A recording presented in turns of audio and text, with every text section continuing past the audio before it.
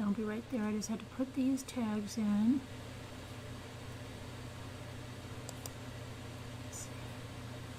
Should be fast, hopefully.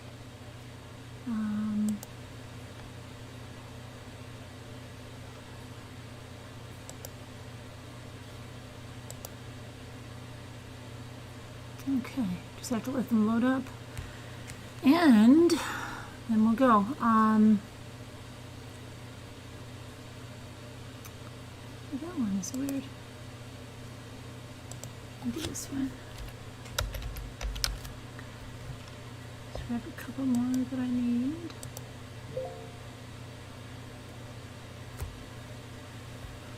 Let's see.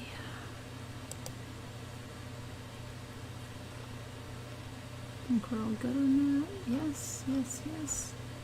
Okay, today, well, it was the 20th anniversary of the Victims Justice Law for Victims. I'm trying to get it right.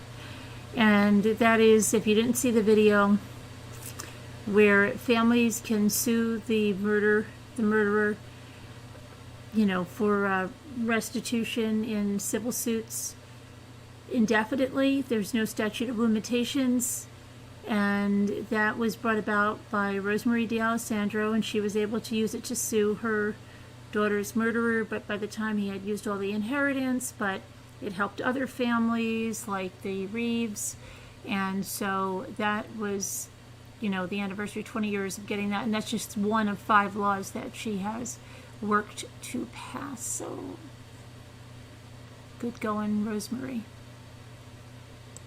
Okay. Let me get back to the chat. Let's see.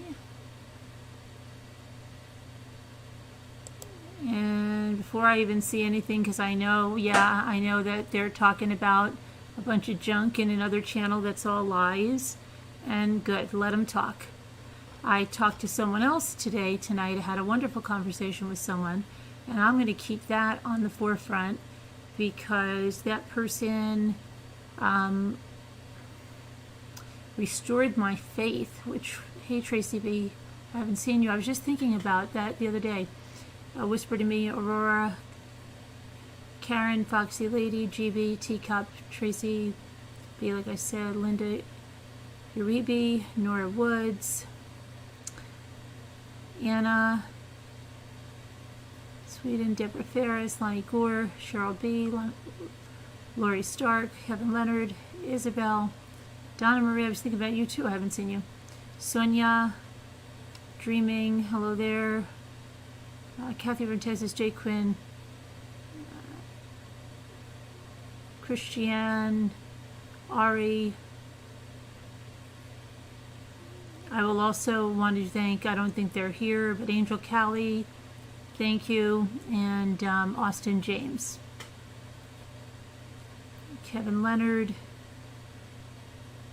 Let's see, Nana T. Yeah, so Potter. Yeah, I don't even care anymore because I really don't. I don't care. I do not care. They're going to sit there and spin their lies. Yeah. It'll be taken care of. Ari, Sonia Baxter, Jetta, Pretty in Pink. Yeah, I'm not worried about what the drama community is lying about. Not interested. Hi, Ivy Lynn. But anyway, I did have a wonderful conversation with a woman, and she, I've been like crying for, I cried for like 2 hours on the phone with her, and afterwards, but good stuff. She told me stuff about my son. And you know, when people say, oh, I went to a medium or something, and I say, oh, but this woman is a devout Catholic, and she's not a medium. But she's had a lot of visions with angels and things. So she told me things about my son that she saw my son tonight. I'm not, you're probably going to think I'm crazy, so I'm not even going to go into it. But yeah, so yeah,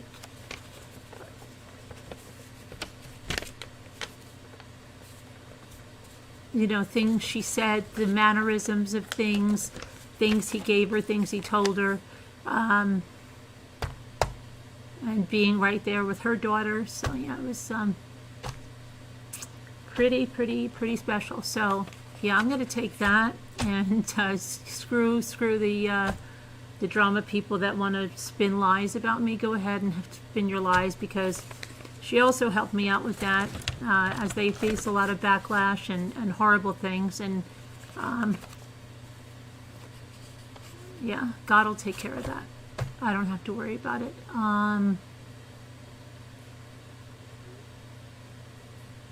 So yeah, she told me a lot about that. It was she said I better be smiling tonight, so I'm smiling. Any tears that I have are happy tears.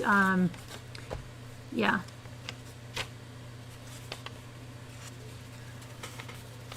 So, you know, it was like, because I just think I said to you, somebody asked me about a medium last night, and I said, no, it's too much Catholic guilt and stuff. And I mean, this woman is Catholic,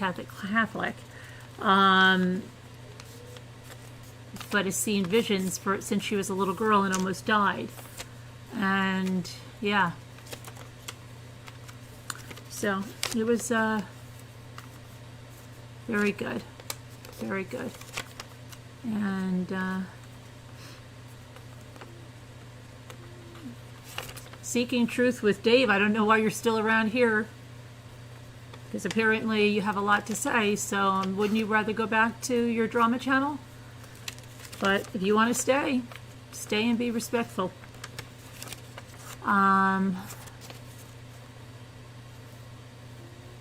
Yeah, that exactly what she told me a lot about, and they faced a lot of stuff. So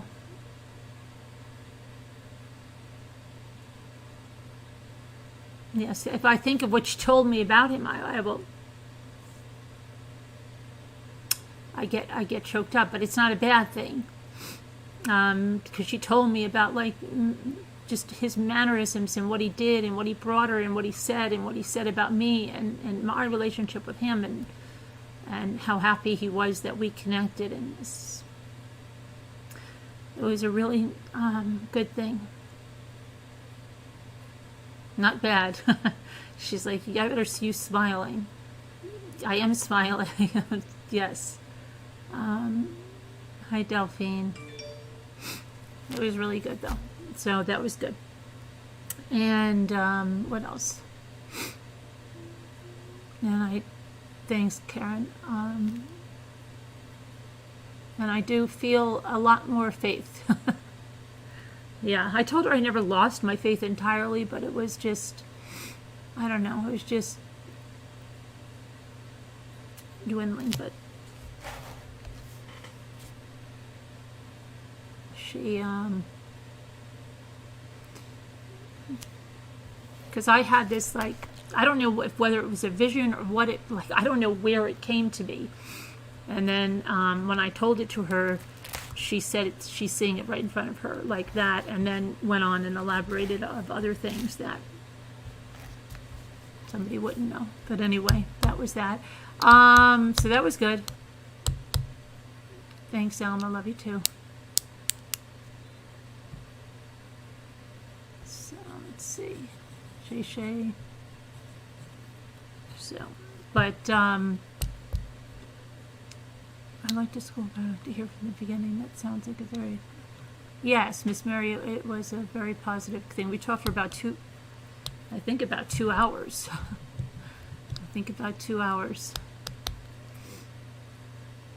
You're a believer and you're a Catholic too? In angels and visions and yeah? It was good because I needed that.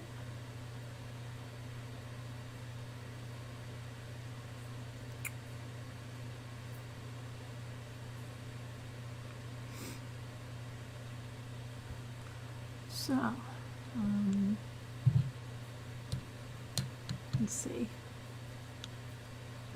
You too, Miss Maria? Okay. Oh, that reminds me, the grief,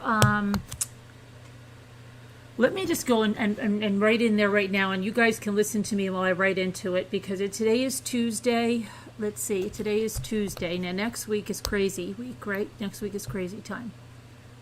This grief panel.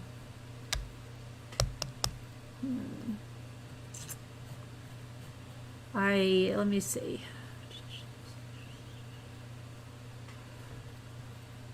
I'm gonna write in the grief panel that we have and then see if people can weigh in on when we should do it. And then I guess I know we need a membership and a Patreon meeting. I know that.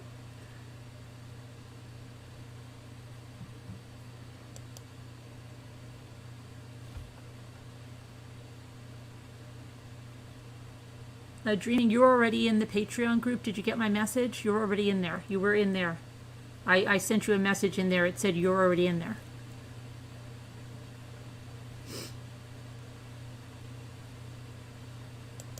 All right, so let me go in here.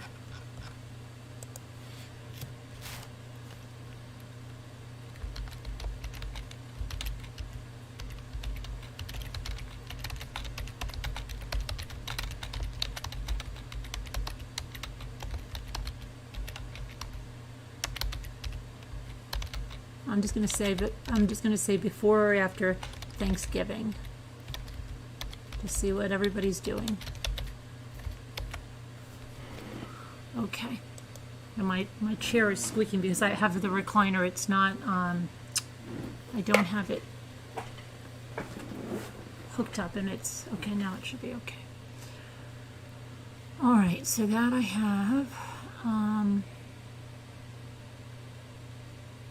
where did I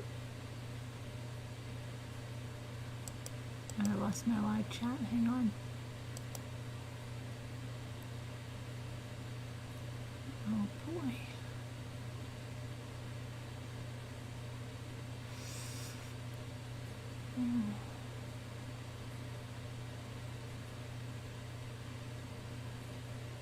I lost the live chat. Where the freak is the live chat?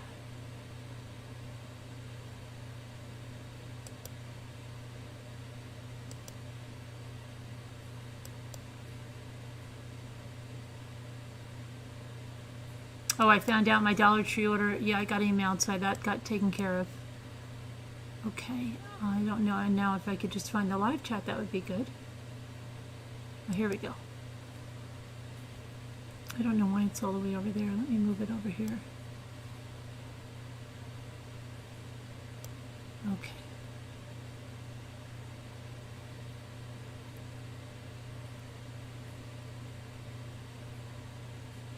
Still not coming up yet, so just hang on.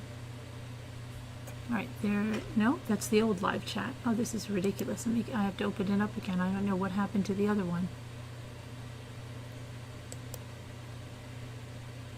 I'm really interested in going through this Peterson trial because I think it's getting good now.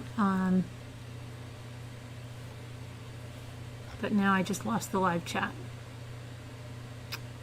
Oh, great. While I'm waiting to find the live chat, I'm going to put the number into Slack because I know it was a little later, but I didn't get off the phone until later, and then I had to kind of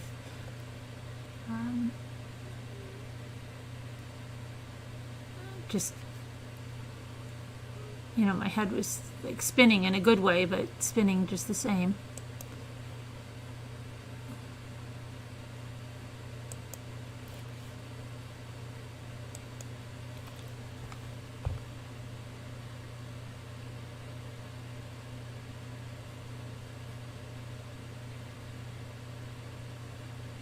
What am I doing? Slack.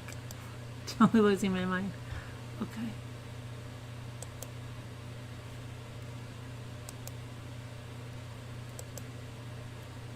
There we go.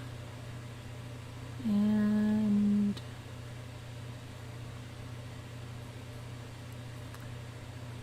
where did I just put it in the crafts? I put it in the craft. Okay. All right, I got that. Now I just have to find the live chat.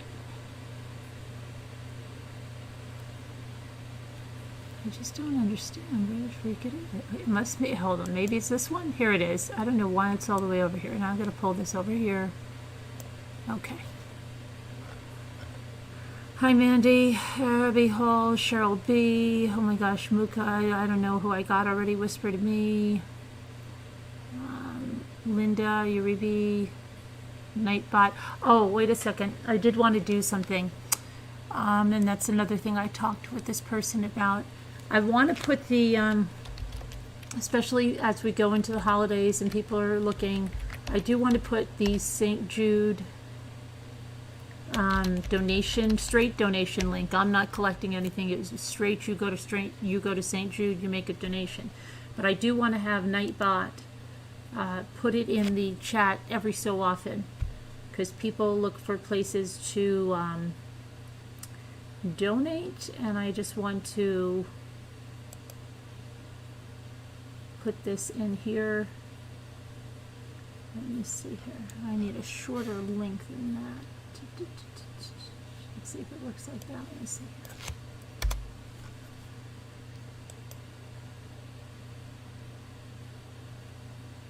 here. Okay, let me put this. I'm just going to set Nightbot up with this because I want to do that. Let me see here.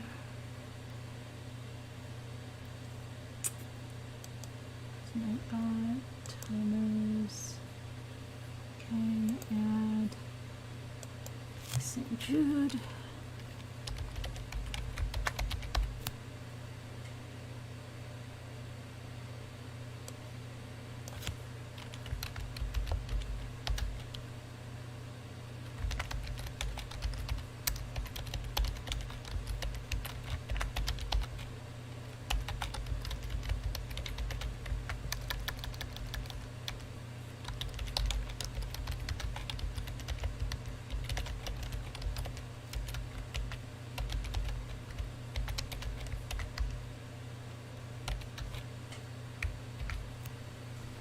Okay, and so let's say every 15 minutes.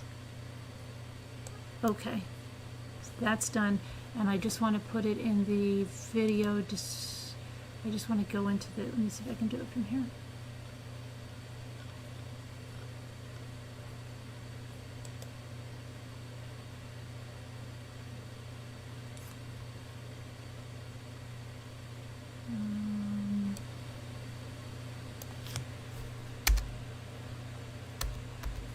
I'll have to change it on the defaults, but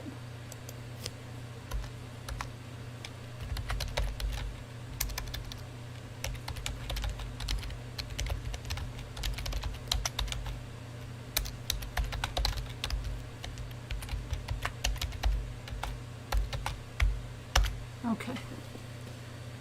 So that's there. There's a link. There'll be a link to St. Jude in every video, and Nightbot will put it out in the chat every 15 minutes. So, and that's a direct link to St. Jude. It's not going, we're not collecting it, we don't have to send it, it goes directly to St. Jude. Okay.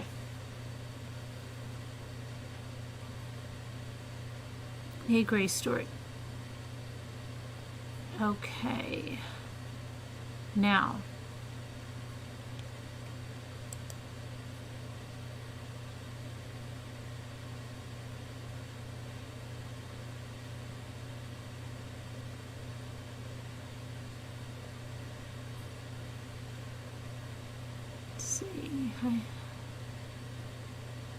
you were sick for 3 weeks?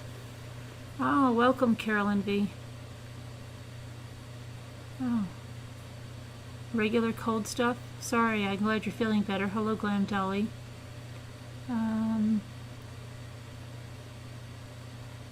Your best friend lost her 29.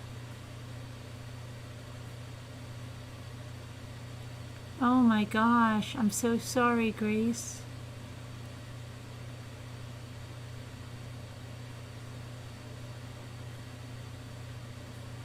Oh, that's so horrible. I'm really sorry. Please send her my love and prayers.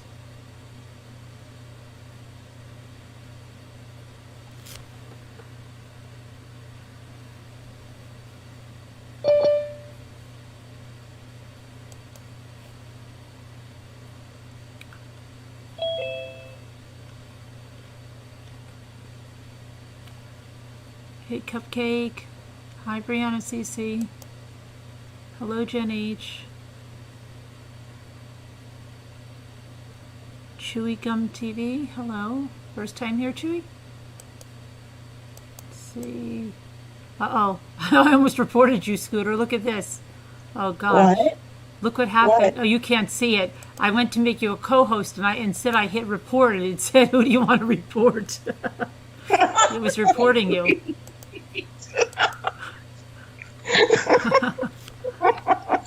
Where are you? At Bonnie's? No, I'm still at home. What, they put you in a different room? I'm in it. Yeah. I'm right by the fireplace. Oh, you look like you're in a different room. Okay. I'm just sitting here. No knocks.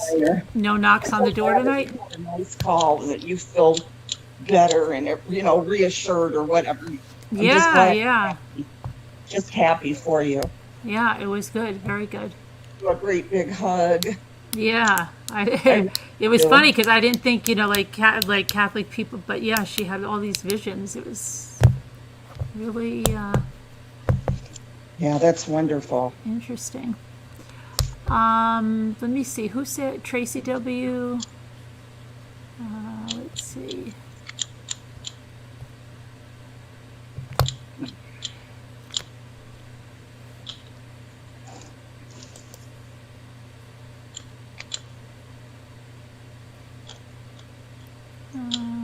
Let's see. Alma.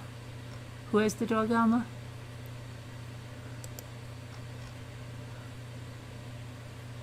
What'd she say? Where's the dog? I don't know. Alma said, yeah, something about the dog. Maybe she's talking about my video I put up earlier. Oh, would you? I didn't see it. Yeah, Mabel. Shih Tzu, or however you pronounce it. Oh, Bonnie's dog? Yeah, one of theirs. Did you put up something? Okay, this is so weird. Did you put up anything today that said Sis Littlefoot? Not today, but earlier at the end of last week. Why? Because it's, okay, this is really weird because I gave Ethan my iPhone, what did I have, an 11? I don't even know what the freak I had before I got this one, whichever one. I have an 11 now, so it was a 10 I had.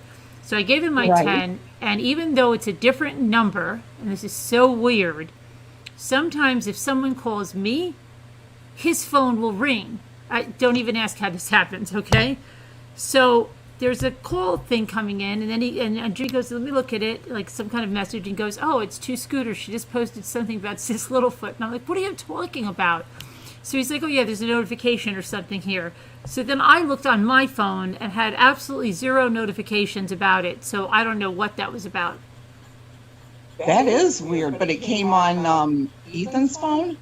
Yeah, because first he was like, oh, maybe she texted Ethan. I said, why would she text Ethan about that? That doesn't make any sense. He goes, well, maybe she commented on one of his videos or something. I'm like, no, that doesn't sound right. So he's like, well, maybe it's like one of the notifications for you coming through. But then I looked and I didn't see anything. Yeah, I don't know. It's weird. Here I'm causing chaos even when I'm not around. Right. Oh my gosh. I already give monthly. Well, that's great, Linda Uribe. That's wonderful. But it's just in there for anybody. That's all. You always pronounce her name right, and I can't get it. No, I finally got it right when she told me, because I used to call her, what did I used to call her? Linda Irby. That's what I used to call her, but it's Uribe.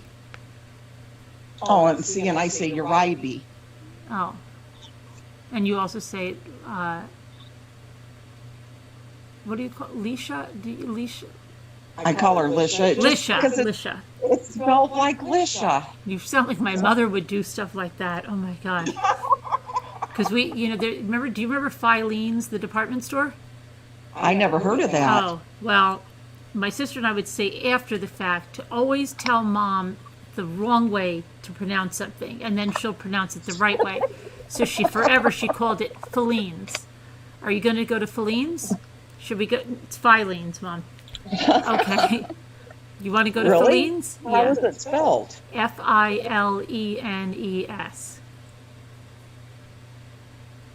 Oh, yeah.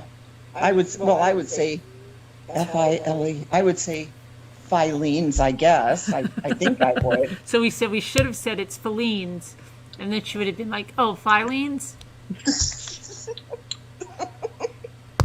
Yeah. I don't know. It's funny. So let's see. So we're not going to have a judge? Where's Nana Patty? No judge tonight? Oh, I don't know. Is she there in the I chat? haven't seen her. Has anybody seen Nana Patty in the chat?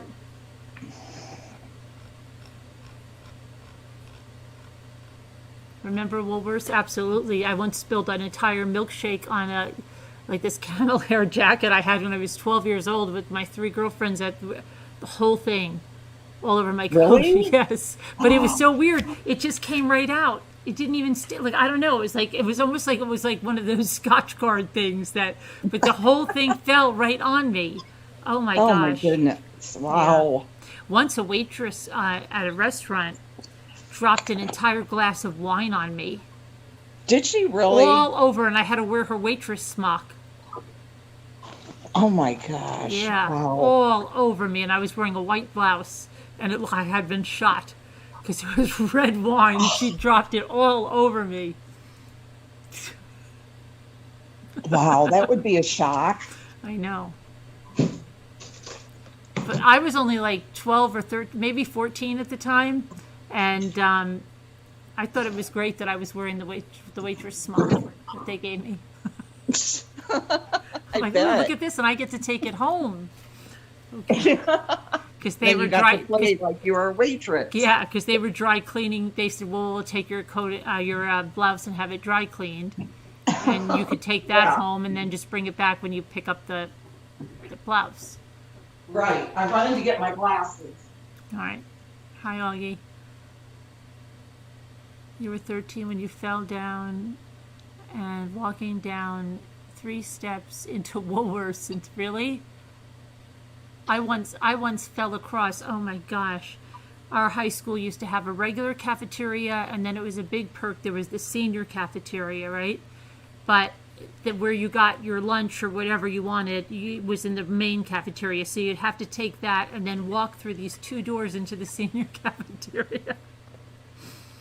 And I was walking, and my hands were really full, and something was on the floor, and I just right down, right. Oh my gosh, I was so embarrassed.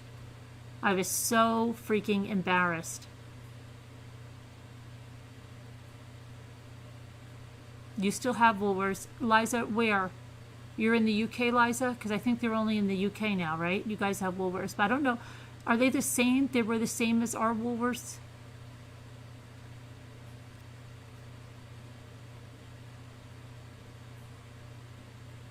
Hi, Tippy Toes.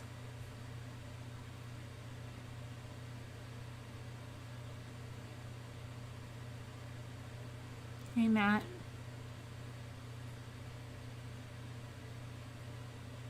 Hi, Henny. Hi, Ooh La La. Treasure Cassidy. Potter, got right. Jeanette.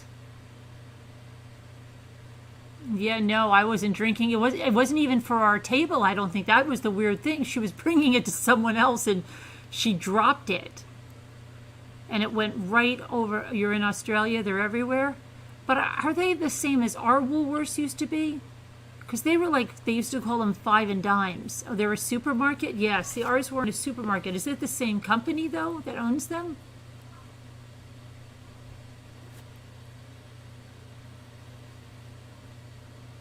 Because we had like some of them had the soda fountain shop, and you could even get lunch and everything in there. And then I remember, I think there was one in a small town up here where it wasn't anything like that. Didn't have the soda fountain thing. And then there was one downtown. I remember when I was pregnant for my daughter that was still around, and they had the soda fountain thing in there.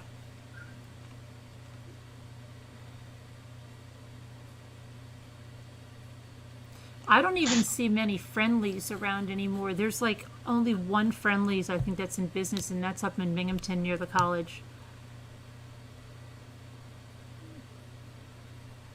It was like, how would y'all explain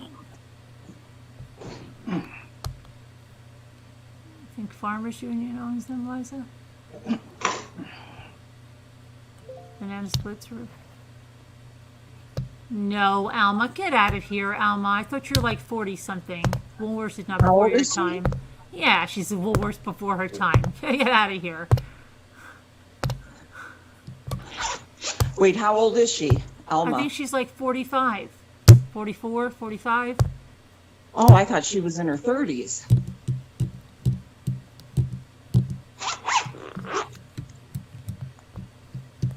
You found out the name of the type of the song about Nixon, etc. Yeah, interviewed, called cut in or break in songs. Oh, is that what they are? Okay, thank you, Miss Mary.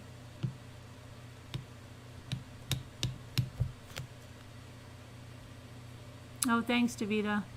You know what? I forgot to show my Hobby Lobby stuff. Jimmy left it in the car, and there were a few other things from the Christmas shop. So I'm probably have to go to the Dollar Tree tomorrow because I have to pick up.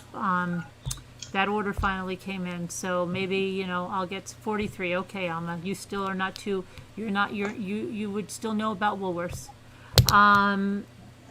because they had it when I was pregnant for my daughter, and she's younger, many years, decade more younger than that. So you definitely would know about it. Maybe they didn't have them in California though.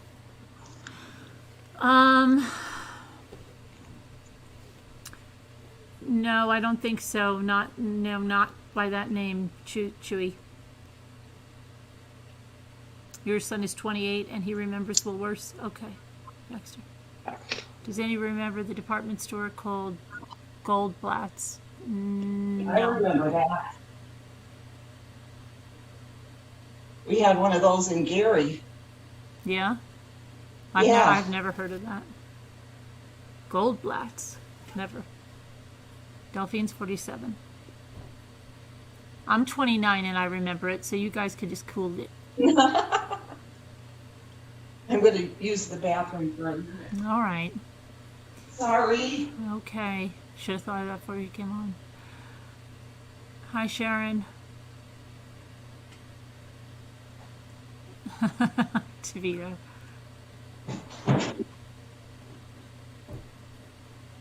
It's not 2 yet, Davita, is it? It is.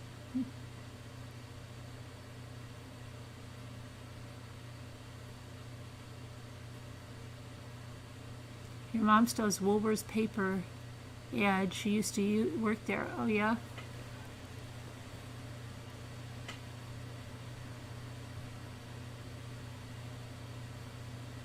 Mervin's?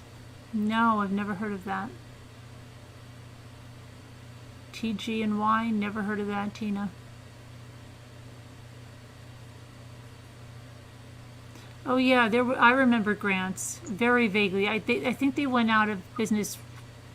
I remember like even seeing the price tags on stuff like big toys or something that was still on the boxes like years after. I remember seeing the price tags more than I think Grants. If I'm not mistaken, it was in the same strip mall that Woolworths was in, and it had these arches, and it was like this. Yeah, I think that was Grants. And then I think it was something else, or maybe it was Grants. And it had it downstairs. It was really nice. Department store, Mervin's. Turnstile? No. No. Yeah, you can be the judge, Cupcake. Aren't you in Slack? You can get the number, right? It's in Slack. Hi, Purple Passion. You're working hard on coloring your Christmas cards?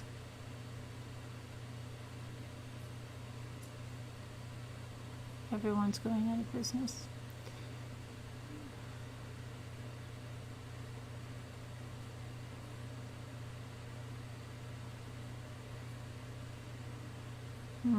Is Joseph Magnums? I've never heard of that either. I wonder if we could get a lot of people together across the internet. to make the shops from people's memories. Huh, that would be interesting.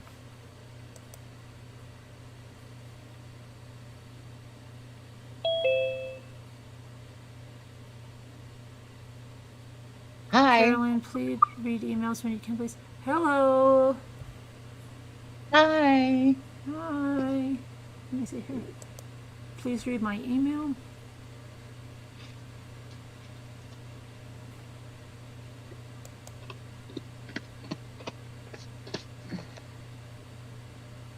Oh, okay, Judy.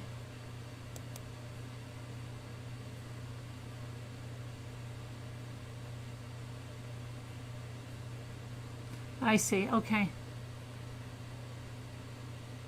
Oh, never mind. Yeah, no, I thought it was either sarcastic or something. No, it's fine. I understand now.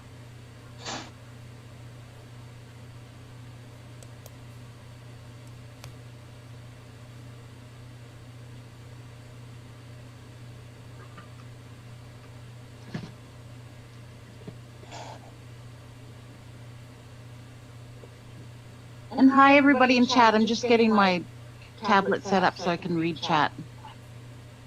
Or read the, oh, Carolyn, are you going to email me the,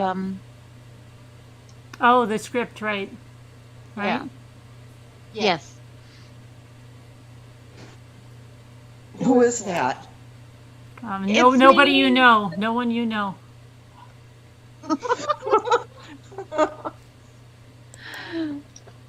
I'll just leave. Whoa. I just earned some Chipotle points.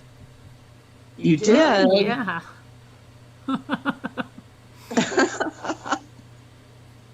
I never know. I went in there once and it was like going into Starbucks.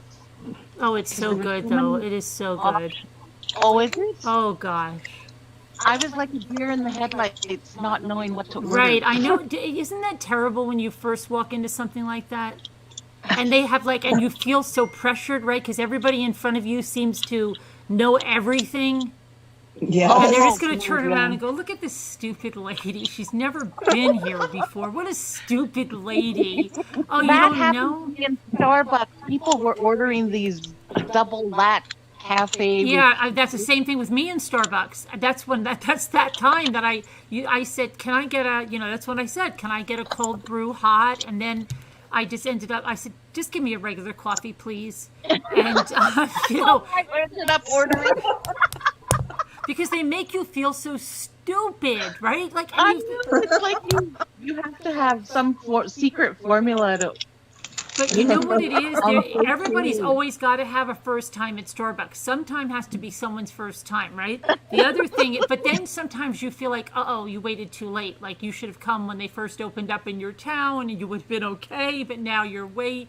Everybody's going to laugh at you. It's like really bad. It's not nice.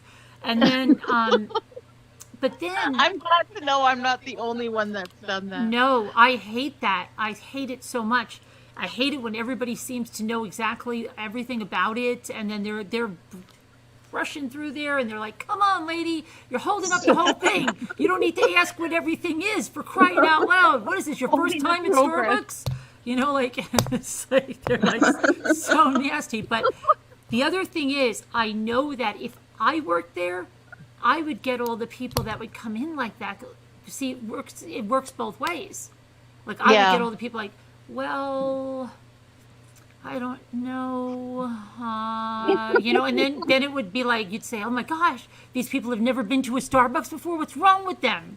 Right? So then, but when I'm there ordering, I feel like I'm the only one that has even, like I have to ask. And then I feel so bad for asking like the littlest thing, even like at a Dunkin' Donuts, like, what kind of flavors do you have for that? And then, they roll their lady. eyes and look at you like, yeah, come on, lady. We got the car. Can't you read it? Caramel. We got blueberry. We got. Oh my god. But it's the same thing. Like when I'm selling something, right, or buying something, I feel like I'll ask like maybe a couple of questions about it, and then I always feel like I'm, wasting their time, even if I'm buying it, right? But then if I'm selling something, I'll have people ask me like 90,000 questions about something like for $5, okay? And it's like at the end you're just like, look, just take it or leave it. Leave me the freak alone, okay? Could you measure the inside dimension of the third drawer? I just want to know if it's, and like I don't even ask anything like that. And some people just ask every little thing.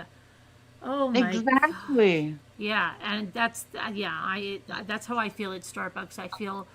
I know why Jody Arias got the exact same thing every time. And then I'll look at people and I'll go, how did they get those drinks? I didn't even know they had those. I know they Yeah. walk out with these fabulous drinks, and you're like, and I'm like, what "What's is the secret that? formula to that drink?" They should have a YouTube video like all about that, right? You got to study and get your PhD in ordering coffee. And I've been there like more than one. Like I've been there quite a few times, but I still feel like I'm not in the know. And definitely at the drive-through, that's when I was like, and I have to tell you that the regular cup of coffee I had was like the best cup of coffee I ever had. They have awesome regular coffee. After I asked nice for and the strong. cold brew hot, It's not it was that so good. dishwater No. stuff. Yeah, it was so good. And it's hot. Yeah, it was so good. Like you have to not sip it for a while. You have to blow on it because it's piping hot. I like how you said, and it's hot.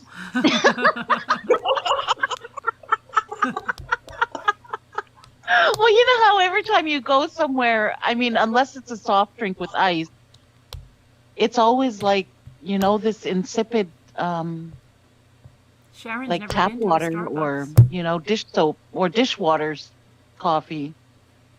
Even in Dunkin' Donuts, Muka, I'm getting a little bit like I just want to say, can I get that? And then even then, if I'm with Jimmy, he rushes like, he'll rush you through a drive-through like there's a fire behind you, okay? Like, come on, hurry up. You can't wait all day. Like, we're just not going to get it. He'll just run through. Like, he's always worrying about the people behind us. Always. Like the fast food isn't fast enough. Right. But then when you're waiting behind somebody, they don't give a flipping. They're taking like, what do you want, Louie, in the back there? No, get that. But Jimmy's like, my gosh, there's like, like something's going to explode if we don't move it on through.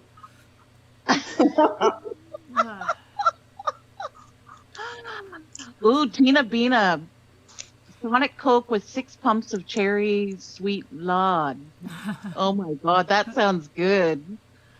I love cherry Coke. I like it absolutely when they have less choices. Like at Sonic, you just go like this. I'll take a cold brew iced coffee, and they go, okay. They don't ask you anything. And that is better. Like, you know what? Whatever they put in it, they put in it. You don't have to worry about it. It's done. I don't care. Yeah, all these choices. Oh my gosh. So crazy. I don't know. So weird. I don't know. Is that Mittens behind you? Yes, it is. Oh, really? Oh. She's driving me nuts too. Really? Why? I don't know. She just is. Oh my gosh. What is she learning from you? Coffee takes talk, after yeah, grandma? Tammy. She just follows me everywhere. And Aww. She's your little dog. Oh, really? You know what, Jen H., where are you? Because Ethan said somebody at the high school said that, well, first they said they may close the schools for 2 weeks after Thanksgiving. I guess. that's what I've heard. I've been Yeah. reading that and hearing it. Yeah, and then Jimmy's like, well, how stupid is that? Because then they're going to come back and then go to Christmas, and then what are you going to do? Then you're going to close it for, you know what I mean?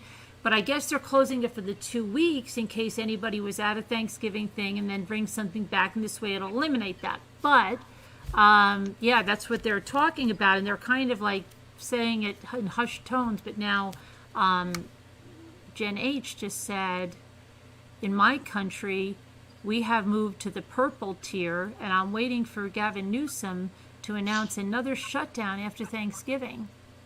And I heard Italy is just back to horrendous stuff again. And I think Texas had to get the refrigerator trucks in and stuff. So Wow. yeah. I'm hearing a echo. Really? Is that me? I don't hear I an don't know echo. why. I don't have anything on. I don't hear an echo. Oh, maybe it's just me. That's okay if it's just me. It's not, as long as it's not affecting No. everyone else. Because I have my tablet turned off. County. Oh, where Like the where are you? sound? But where are you, Jen?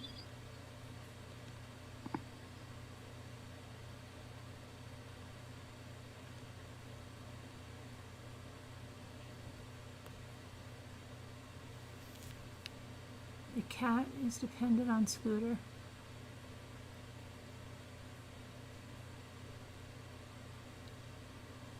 You actually, you're waiting. You're waiting for this reenactment, and I'm waiting for this reenactment. Okay, we're gonna get to the reenactment. I just want to see where she's not good in Colorado Okay, let me either. get mine going here. Oh, I've got to send it to Cupcake. Hold on. While you're doing that, I'm going to run and grab some water. Okay, I'm gonna send All it right. You should have thought of that beforehand. I know. to. So we're on Broccini.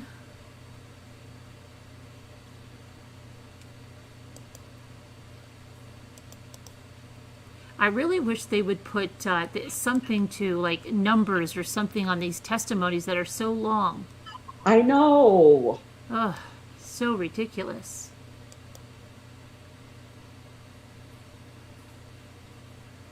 And Oh, I what? wrote in a guy's comment section today about if he would want to come on your channel. So I didn't say the channel, your channel name, but I just asked if he would be interested in coming on into a channel that has 30,000 plus subscribers for an interview, and that we think I thought he would be interesting. Mm-hmm. So I just put it in his comments. I don't know if, I'll hear anything or not.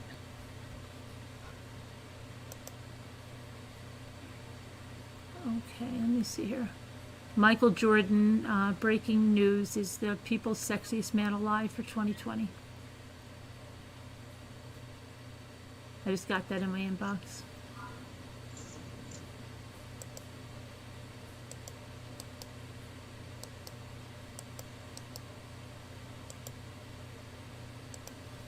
Okay, I've got to find Cupcake's now email here. Hold on. You back, Cupcake? Oh, no, she's not. All right, I had to send her that.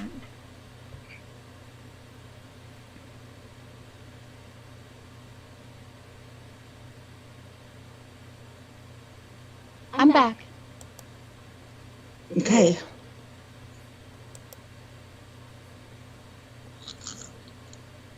Why do they do this to me? Why do they do this to me? Like all these craft emails that they send you and these miniature stuff, and I don't know why they do this to me all the time. They always send Really? they send me stuff in the email, and then I'm like, oh my gosh, that looks so good. I need that. Okay. Oh, I see here that our state is taking a step back too. Really? Well, a lot of the counties are. And I'm sure it'll happen here too. And what are they? Oh my gosh. What are they doing? I just read the headline. Oh. Just says Indiana has taken a step back with Icky's restrictions. See, I wonder, do you think, hopefully, maybe they're just, oh my gosh, that's too As the holidays inch closer. Yeah, maybe they're just doing that to make people really vigilant during the holidays. I hope so. So what part am I looking for? Detective Broccini? Is it at the very top? Direct examination by Rick Distasso? Oh, no, did you pull up did you open the testimony? I'm in Alan Percini at the very Okay, top. no, yeah, we're way down. We're into Garagos. Let's see how far down we are. Oh, I see in Caroline Connor's city, which is Valparaiso, and it's just right by me. It said that family gatherings are discouraged even for Thanksgiving.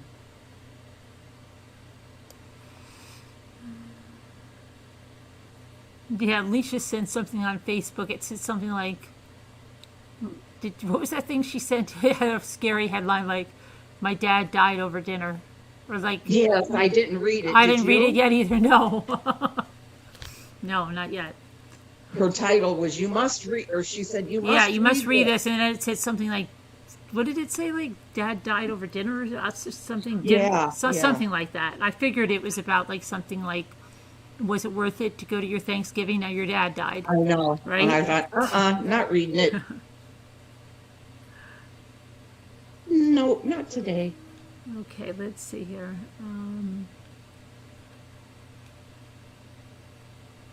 So am I halfway down, 3/4? Yeah, I'm trying to get. I'm still going down here. Let's see. I'm still looking too.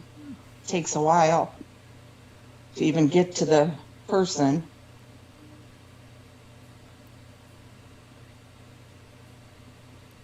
I'm having that same issue where I had to keep leaving that one night. What? What issue? Finding your spot? Oh, you mean the cha-cha-cha? Yeah. Really?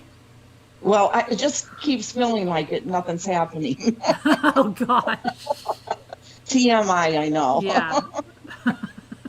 My stomach was making huge, loud noises. I was surprised you guys didn't hear it. So that's why I have my camera off. I might be having to jump off.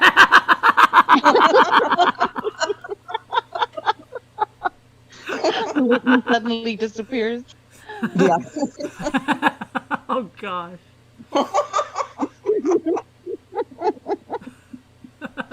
Poor Carolyn, she's wondering, how did I end up with these people? We should have some theme music for that, though. We could have that little guy from Bugs Bunny. Andre, Andre. Arriba, arriba. I had to run off to the bathroom. Oh, God. Oh, my gosh. Okay. I'm still getting down there to him. Evanes. Okay, I'm down there. We're past Evanes. And then, I'm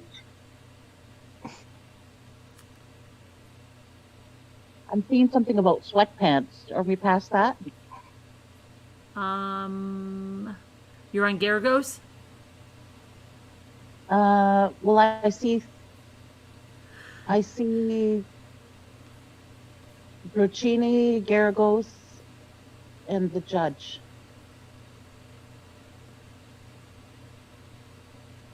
Okay, I'm trying to find out. Let me see here. Oh, my stupid thing. I can't. So bad that I don't even remember where we left off. I will. I think I'll, if I ever get back to it. We went back to the warehouse. Yes, we did that. Okay, and then Potter, you're supposed to be keeping track of this. You didn't seize the computer on the 27th. I don't think we did that, did we? He's not a bait fisherman. No, we definitely didn't do that. So it's got to be somewhere like right in here.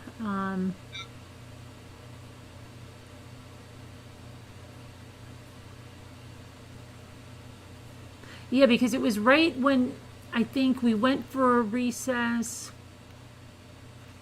And then they started asking questions. Like it was going to be a recess, we thought it was, and then they started asking questions.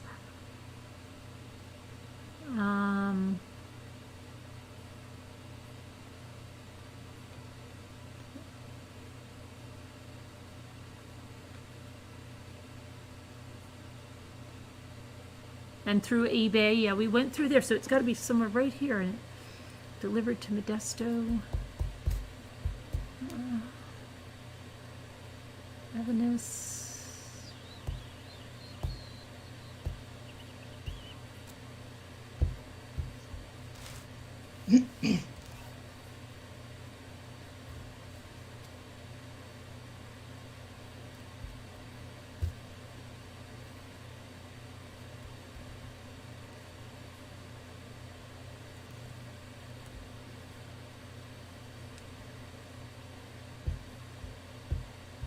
So I don't know if you're Yeah, on the same. I'm trying to figure it out, Cupcake. Do you see where he's spelling out words like Evanis? Evaninus? Speak English, and then he got it at eBay. Let's see.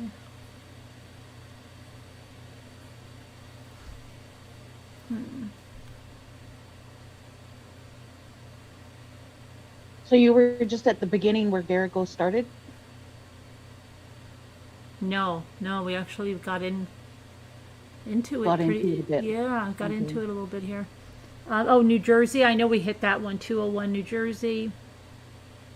And then I remember Nana Patty was saying NOPR. Yeah, we got there. I think, I'm going to say we stopped right around there.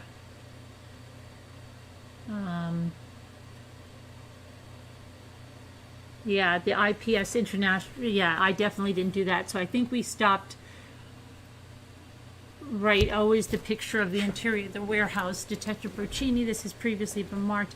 Yes, I think, I think that's where we were, because I don't remember saying the stuff after Okay, that. where Right when do the you judge see is where saying he's- that NPR, NOPR, that, I think that's where we stopped. Pretty sure.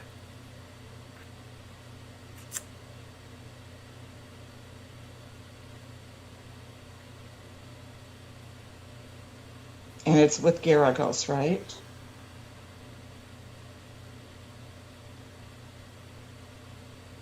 Yeah. And you said you did the one with 201? Yes. You're right below that, and not too far below that. Where are you seeing this 201? Where it says New Jersey. I'm going to get a drink.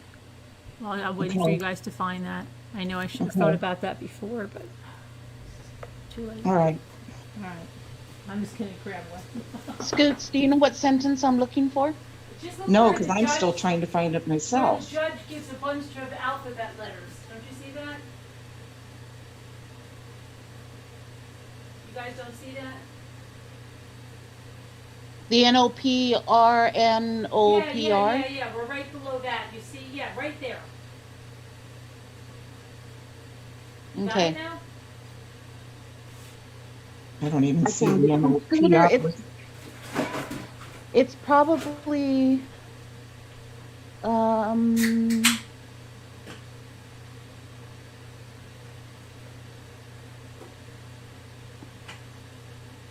so it's just above the halfway mark. Right above. We're going to go right. I'm going to start it where Garagos says O. Says something about O. Oath or O? O. The letter O. Oh. Okay. See where Garagos says. The judge says, "Oh, is the picture of the interior of the warehouse shown?"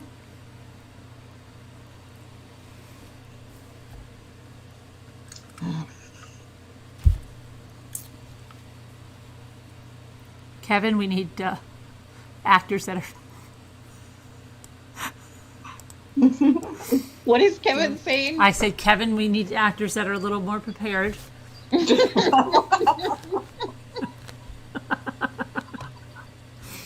Did we talk about? Okay, let me know. It's Garagos. Did you write a supplemental report noting that there is a white tennis shoe that was on the wet bar anywhere? We didn't get to that. Did I don't we? think so. No, we're up by where they say, oh. Hi, Diane Ellis. Why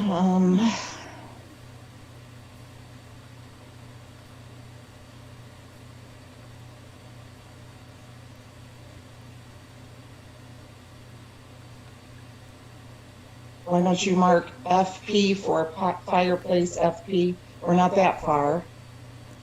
Right? Yeah, where they start saying about the Found it. Okay, sorry, Chewy Gum. We're almost there.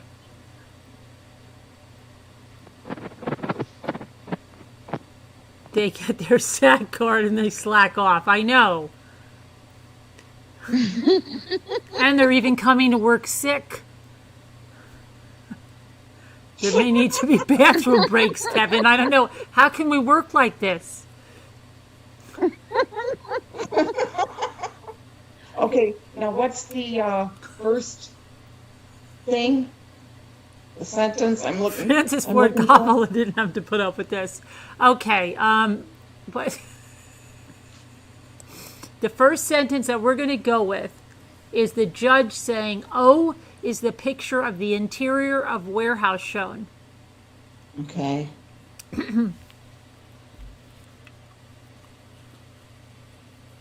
Okay. Right above that is where they're spelling Yeah, NOPRNO. OPRO. Yeah.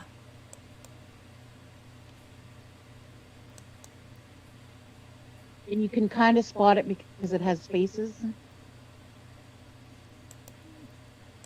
Okay, I'm scrolling back up nice and slow. So it's about 1/5 of the way down. Or 1/4 of the way down. I don't. You're probably on a different device, so I don't think it would be the same. Oh, okay. Yeah. Okay. Sorry.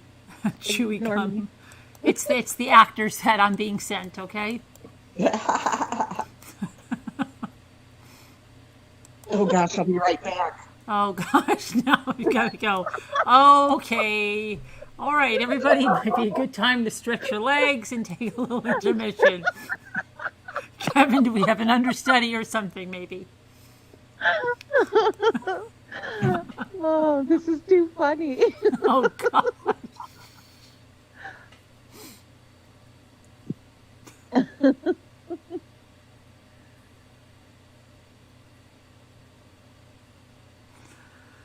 Oh my goodness. Oh.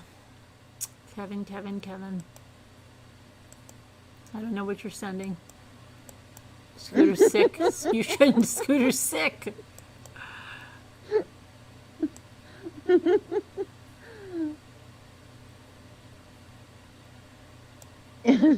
Scooter reporting from the Boot Scoot and Boogie bathroom. That's horrible, but yeah. Maybe she should just keep the camera off and just stay in the bathroom. And then she could just mute when she needs to.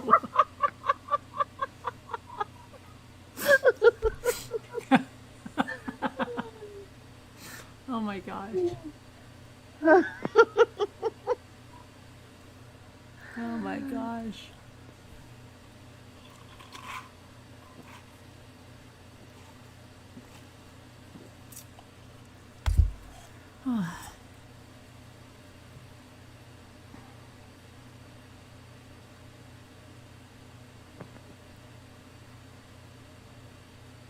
So did you have a good day? What did I miss before?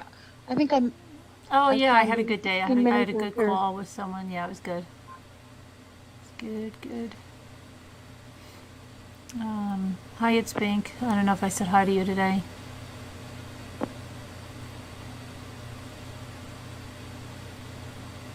Sarah now. Oh, First thing I see is the and Elmer Patty. Stubbs. I might need the understudy. Oh my gosh. Oh, I think I hear the door. Hope she washed her hands.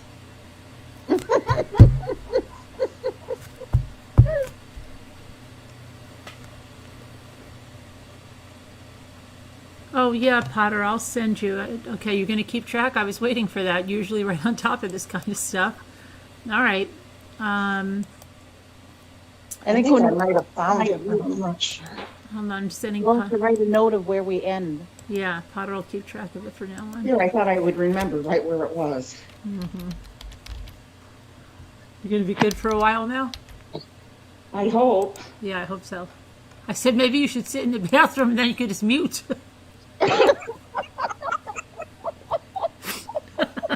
Oh my goodness. Oh my gosh.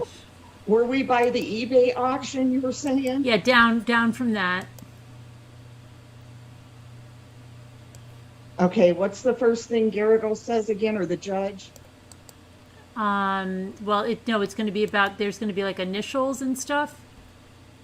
Hold on, I'm just sending the thing to Potter so she can keep track from now on. N-O-P-R, N-O-P-R? Yeah, right there. Yep, you got it. And the first line that we're going for is Is the me. judge, right? Oh, yeah, Picture of the interior warehouse shown. right. Detective Bercini, this has previously been marked. Oh, does that appear to you to be the warehouse that has previously been identified as the warehouse? Yes. And does that appear to you to also be a Modesto PD, some kind of a crime scene tech photo? Yes, or a copy of one. Does that? Oh, that's you. Cupcake. Is that accurately portray the interior of the warehouse as you saw it? On the 27th. Right. Okay. I'm going to go through the IPS internet routing history on the account. Have you seen the internet history on this in connection with the investigation?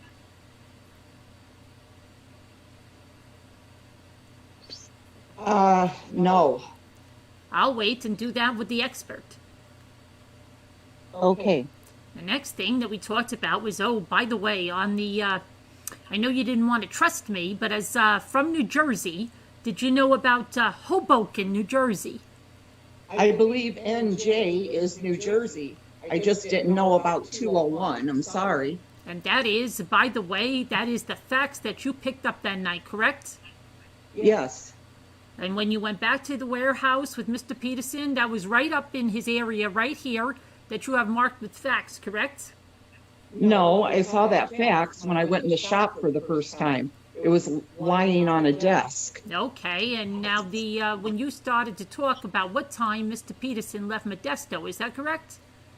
Yes. And specifically, he told you, gosh, I don't know, extrapolate what time I got the, noon, is that right? And then you said, yeah, it was noon. And then he says, which one is it there? And you know it has 2 times you were discussing the item that's been marked as 53. Is that correct? Yes. And the discussion was specifically the times that were on there. Is that right?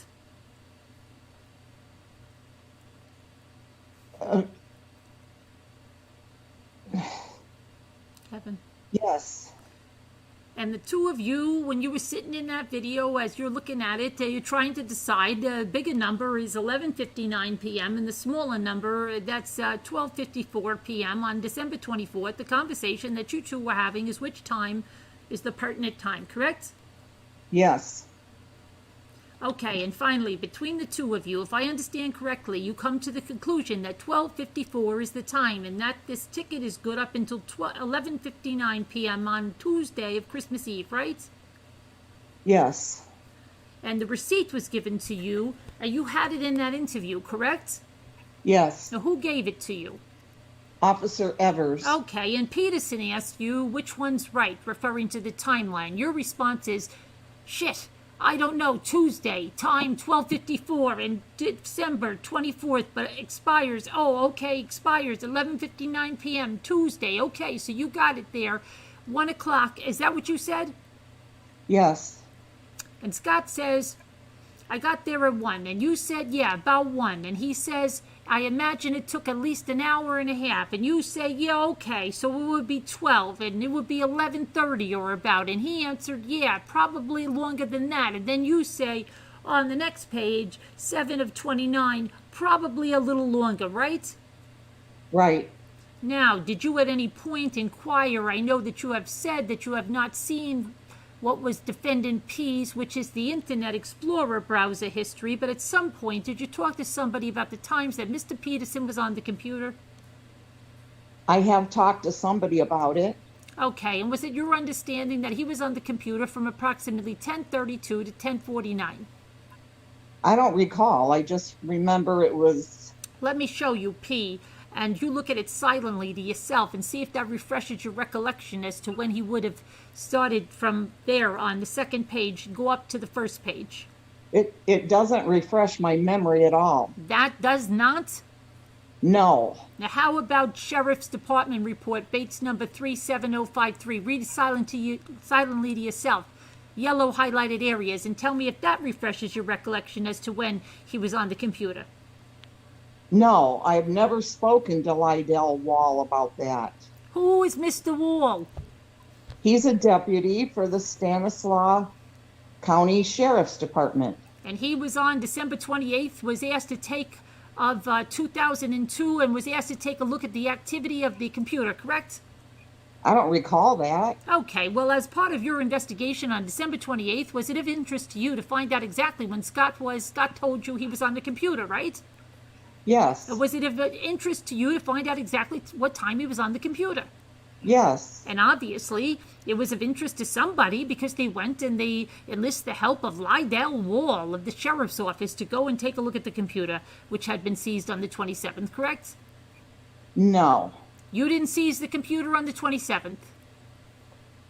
We did seize it, but from what I remember was Officer Kirk Stockham from the Modesto Police Department that was reviewing that computer. After we seized it, he seized it.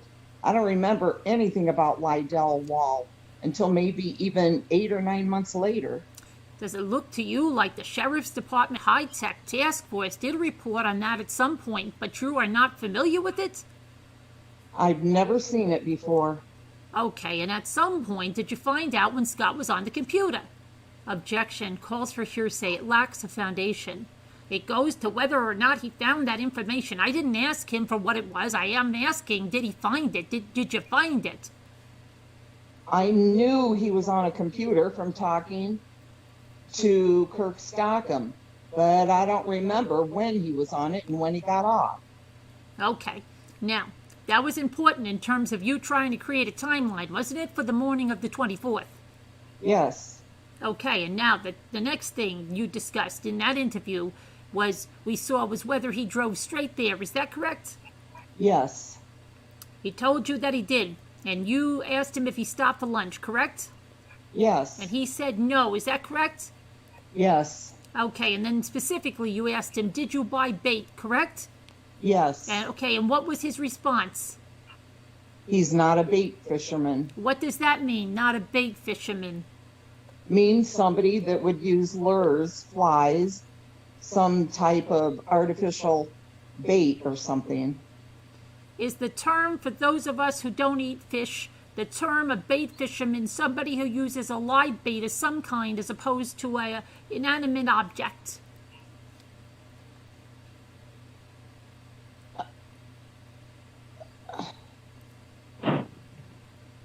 That's how I describe it. Detective Puccini, you have to use the facilities?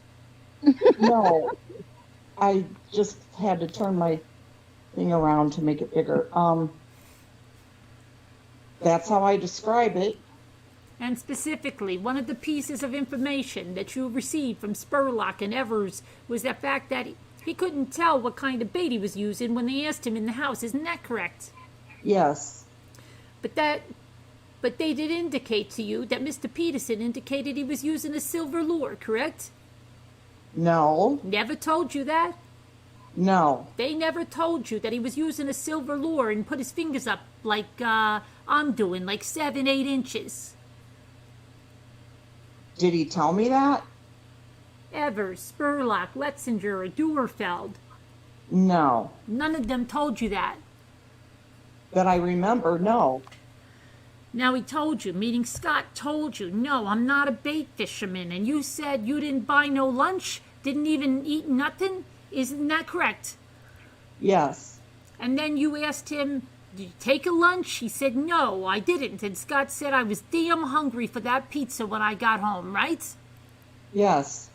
And you asked him, okay, so you got to the, about 5 minutes to 1, and I'm assuming you meant you got to the marina, correct? Yes. Okay, you got your boat in, and how long do you think you stayed in the water, correct? Yes. And he said it felt like an hour and a half or so. And like I said, I didn't get any lunch or anything. And if I was going home at 4:30, 1:45, I don't know, an hour or a half, an hour and a half, I guess probably be accurate. Is that right? That's what he said. Now you asked him, did you have a map for that area? He said no. Is that correct? Yes. Specifically, you said you just wing it, right? Yes. He had earlier researched it on the internet. Is that correct? Yes. Okay, and he told you that, right? Prior to the taped conversation, that he told you he had gone online and researched where the fishing areas are, right? He said he researched the bay. Yes. On the internet, correct? Yes. And you didn't ask him specifically. Ask him about that in the taped interview that we saw, correct? No. Now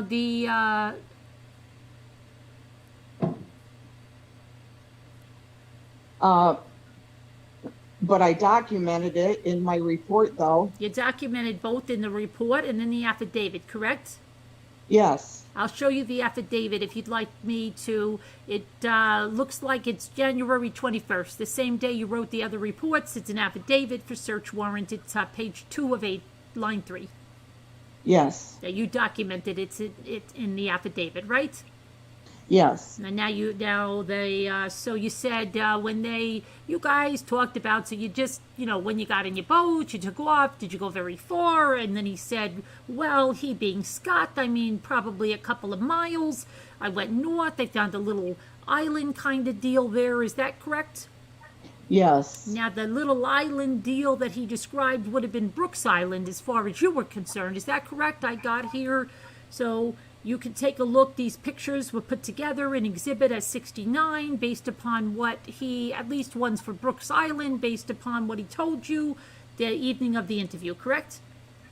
I don't know. Okay, well, maybe that was unfair. He's the one who told you that he went up to the Berkeley Marina, correct? Yes. He's the one that told you you put the boat in the water, correct? Yes. Okay, and he told you specifically, well, I mean, I probably went a couple of miles, I went north, found this little island kind of deal there, right? Yes. Okay, and then 69A, if you're taking a look at the marina, that island in the north is the one I'm pointing to, right?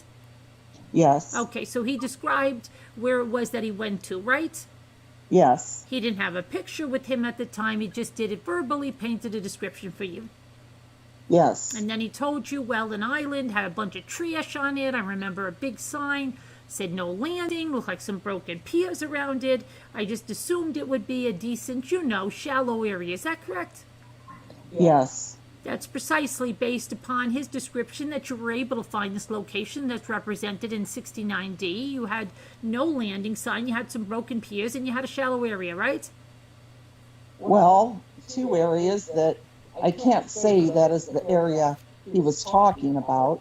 If you go a little bit to the west, then this would be another no landing sign, a bunch of debris, and broken piers in the water. Okay, well, I'll show you this. The other picture that is marked 69F, is that correct? Yes. That's the other picture you're talking about. Yes. Okay, however, there was a bunch of debris there. Told you it had a bunch of debris. He told you about that and broken piers, right? He said there was. Big no landing sign. I think exactly what he said was, just leave this up here. A big no landing sign, and the island had a bunch of, I stand corrected, a bunch of trash on it. It had a big sign that said no landing. Looked like some broken piers around. I assumed it would be shallow, correct? That's what he said. Okay, now that area could have been one of two, but both of you would have thought it was Brooks Island. Is that correct? Yes. Okay. I shut this off, and that's why. When Mr. DeStasso asked you to circle the red with the red pen, That's why you did it, right there, based on the description that Scott gave you, right? Yes. Now, did you, by the way, you were out there when these pictures were taken? No. Well, I don't know. I could have been. Those were taken from an airplane. I could have been in a boat out there. There's another picture that's marked as 69F. It's the one of the pictures you could have taken on the boat. It looks like the right-hand side there is a picture from the boat. No, I wasn't on that boat. How shallow is the area around Brooks Island? Do you know? Depended on the tide. It could be very shallow to, I mean, it goes up to the shore. So it goes to nothing, almost to land. And then it gets to be 7, 8, 9, 10 feet, depending on the tide. Tide, and it can be practically nothing at low tide. Isn't that correct? Low as a foot or so. Isn't that correct? Well, the closer you get to the shore, the shallower the water is. But it's deepest in that high tide. It's only about 10 feet, isn't it? I think so, but I don't know. To get that shallow is a foot or so. Have you ever, I mean, how many times would you say you've been out to the bay? For this case, I went out there 3 times with divers, and they had to go underwater deeper than that at every time I was there. Now, you then asked him, did you troll page 8 of 29? Yes. And he says a little bit. I mean, a lot of the reason I went out there was just to get the boat in the water. Is that correct? That's what he said. Okay, and you had gone out and you had talked to a Bruce Peterson. Is that correct? No. You didn't talk to a Bruce Peterson. I did, but I talked to him on the phone. I'm sorry, you spoke to Bruce Peterson on the phone January 4th, correct? Spoke to Bruce Peterson once on the phone and once at the police station. So I'm not sure. Do you have my report? Take a look, right here, 1110. Okay. Okay, now you confirmed with Bruce Peterson that he was unable to start the boat, isn't that correct? Give me a minute, Mr. Garagos. You say the boat. What boat are you referring? Bruce Peterson is the person that Scott Peterson had bought the boat from, is that correct? Yes. Okay, when you talked to Bruce Peterson, he told you, or you received the information that he was unable to start the boat because he didn't have a freshwater adapter, right? Yes. Okay, so when Scott told you, I mean, a lot of the reason I went to just get, was to just get the boat in the water to see, you know, Scott was telling you that it was the very first time you put the boat in the water, didn't even know if it would run. Is that correct? Objection, Your Honor. It assumes facts, not evidence. I'm asking him if he knows. I don't think so. Overruled. Is that what he told you? Well, that's what he told me, but I don't know if that's what he meant. That's what he told you, right? That's what he told me. You didn't find any evidence in your investigation to show that he had ever put the boat in the water prior to that, correct? That's correct. You didn't find any evidence to show you in your investigation that anybody had demonstrated that that boat or the motor worked prior to putting it in the water. Isn't that correct? That's correct. Okay. Now, the next thing that happened in the interview was Amy Rocha apparently called and Scott picked up the cell phone. Is that right? Yes. Okay. Now, could you hear that conversation? I could hear some of it, about like you could on the tape. About the same level as on the tape.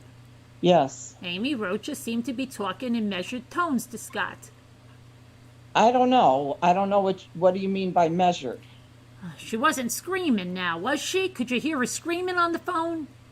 No. Did you hear her sobbing on the phone? No. She sounded excited to me. Now, Scott tells you, or he tells Amy, it's picked up on the tape. He talks about Nate and Brent. Do you know who that is? I don't know who Nate is. And did you ever interview Amy Rocha? No. I've spoken to her, but I never have interviewed her. And Scott told you who Amy was, correct? Yes. He told you different mother, same father, correct? Yes. And he told you that he went to fish for 90 minutes. And no, you said, okay, so you fished 90 minutes, then what? So you get back, you go back to the marina, correct? Yes. And he says, Yes. And you say, get back in your boat. He says, yes. He says, you see anybody? You talk to anybody out there? And he told you that he talked to a couple of guys fishing, right? Yes. At that point, you were still suspicious of this story, that he had even gone to the marina in the first place. Isn't that correct? No, I was suspicious of the story, but not that he'd gone to the marina. You believed he'd gone to the marina. I'm asking you, did you? Are you talking about on that night? On that night. I believed him. He told you, he talked to you, a couple of guys fishing, and they asked me, did you catch anything? Is that what he said? Yeah. And then he said, no, they didn't either. The guys were working, fishing, maintenance guys, got a good laugh from me trying to back down the trailer. Isn't that right? That's right. You sent officers out to see if they could find these people. Isn't that correct? Who Scott claimed that he had seen. Officers were sent. Are you asking if I sent them? Were you aware that officers were sent out? Yes. Were you aware that officers located people who Scott was referring to? Objection, Your Honor. I'm going to call for hearsay. He's not asking. Is he just asking if you're aware that they located these? Where did they located the people? I know they spoke to people at the Berkeley Marina. Okay, do you know that they spoke to Mike Ilvekta? No. Were you aware they spoke to a gentleman by the name of Yuri Faria, Faria? No. Okay, so Scott told you about these people that were working or fixing the maintenance guys. They got a good laugh. You trying to back down the trailer. You then said a couple guys were laughing. A couple of guys were talking about fishing, right? Yes. And then you asked him. And then what? You drive, and how'd you get there? Is that correct? Yes. And he says highway. You mean basically asking you if that's what you're talking about, correct? Yes. And then he asked you, what's the highway to Oakland, 580? And then there's a description back and forth between you two about taking the North 580 to North, and it's the second exit to Berkeley, correct? Yes. And he asked you if you asked him if he comes home the same way. Yes. And now you asked him if he stopped for gas, right? Yes. And he tells you that he stopped for gas in, I guess it's Livermore, Pleasanton. Which one is near Altamont, right? Yes. You responded, that's Livermore. Yes. And he says, okay. And you asked him, where did you stop, right? Yes. He says, I think it was a Chevron station. There are buses around there. Is that correct? Yes. And then you continue with the discussion. Was that on the way home or the way there? What did he tell you? The way home. You asked him, how much did you pay? What did he tell you? How did he pay? And what did he tell you? With his debit card. And you asked him if he had a receipt, correct? Yes. He told you he did not have a receipt, right? Yes. And then you asked him, was it your bank or was it your Chevron? It wasn't a Chevron card, right? Yes. And he told you that it was a card, right? Said it was an eBay card or something, ATM. Somebody sent Detective Owen out to investigate this portion of what Scott said, correct? Yes. The Detective Owen was able to locate a station, a Chevron gas station, just before Altamont and Livermore, correct? Yes. And was able to link up the credit card that was used at the Chevron station at a specific time, wasn't he? Yes. 3:25 on the 24th, sound correct? I don't recall, but that sounds correct. And the amount of money that was used for that charge at the gas station was approximately accounted information 7 to 8 gallons of gas. Is that correct? I don't know. But apparently it was checked out, and the location where he was told you specifically was he was right. Was he right? Yes. Now you asked him, did you get anything in the store? Is that correct? Yes. You were hoping that maybe there'd be some kind of video inside that would have captured whether he was there or not. Is that correct? That's why? That might have been one of the reasons. You wanted to know if he was inside, correct? Yes. And then you moved over again and you backtracked in time and you said, okay, when you got out in the car, what did you call you said? What do you recall you said? What? That doesn't make sense. When you got in the car, I think it's recall. what did you recall you said? Is that correct?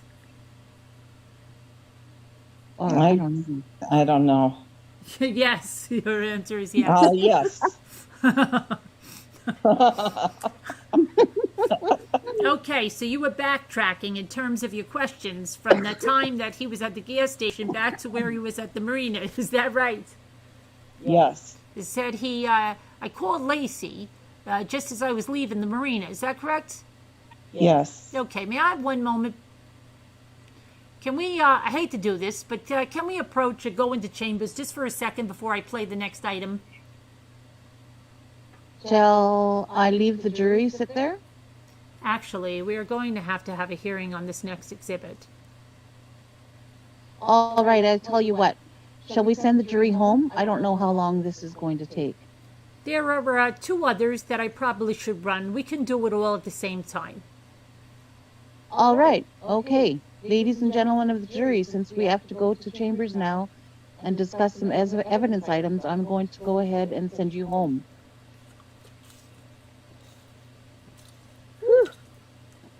Okay, you can go ahead. You have to be the clerk and the judge here. Clerk and the judge, okay.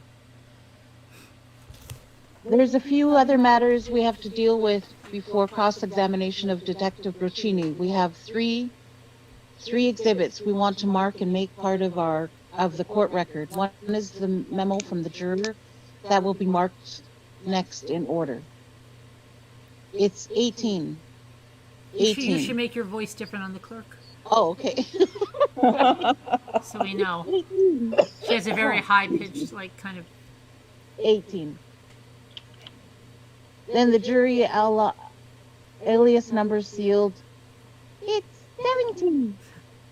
And the next one is the videotape. It's 16. All right, those are now court exhibits. Court exhibit 16 videotape, 17 list of jury aliases, and 18 memo from juror marked for identification. Okay, then I know some of you have made some inquiries about the 4th of July weekend. I'm going to deal with that before we adjourn for the noon recess, okay? I discussed it with the lawyers about giving you some time off, and I'll talk to you about that this morning. Okay? Detective Broccini, where are you? There you go. Do you remember where you left off, Mr. Garrickles? Yeah, I believe so. We were about to play something. That's right. Okay, to Rafi. Do you know which one we're playing? Detective Broccini, during the interview with Mr. Peterson on the 25th, that I think about your testimony was that it was about midnight, correct? Started about midnight? Yes. And you said, okay, when you get in the car, what did you do? What did you do? Who did you call? You said that's on page 10 of 29. Is that correct? Fourth line down.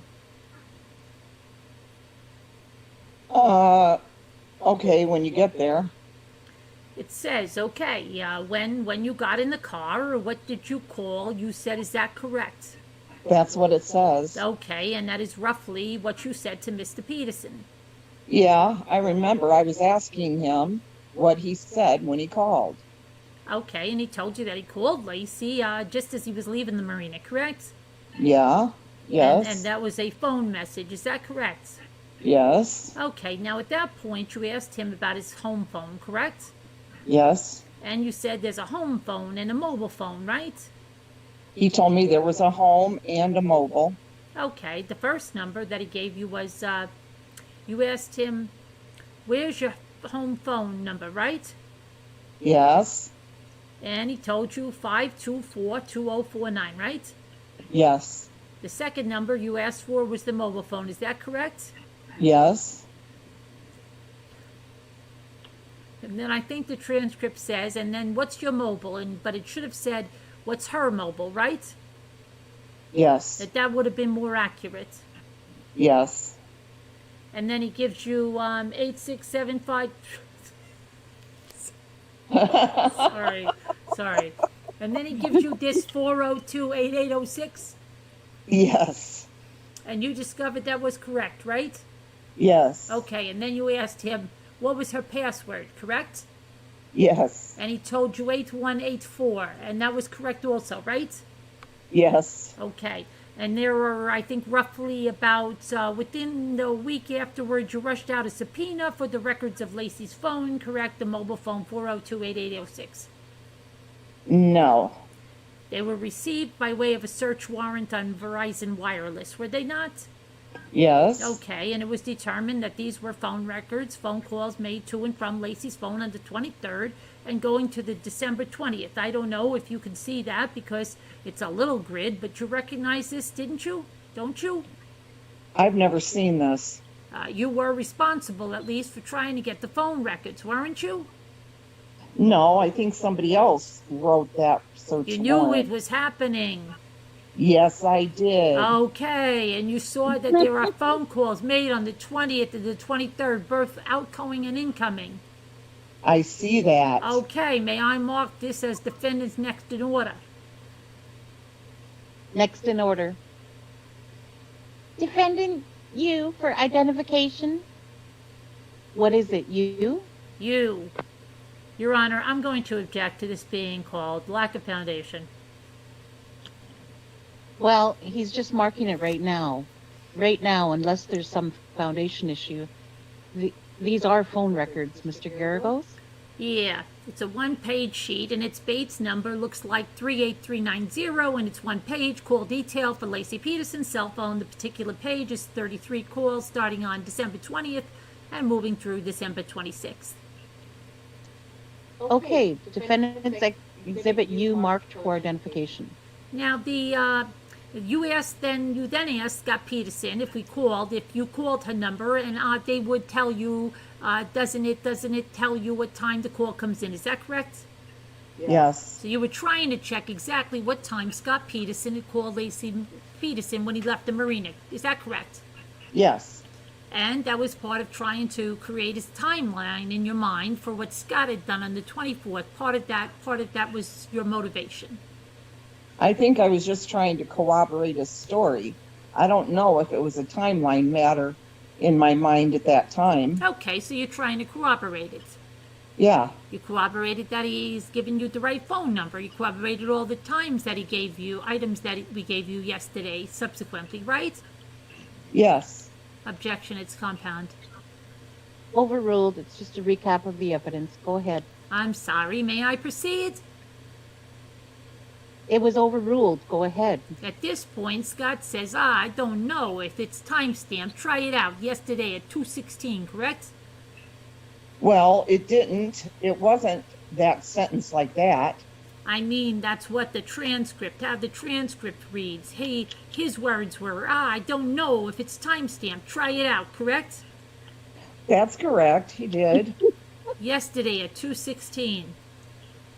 Yeah, he did it. And then he listened and he said, after I heard it yesterday at 2:16. And you said, can you hear it?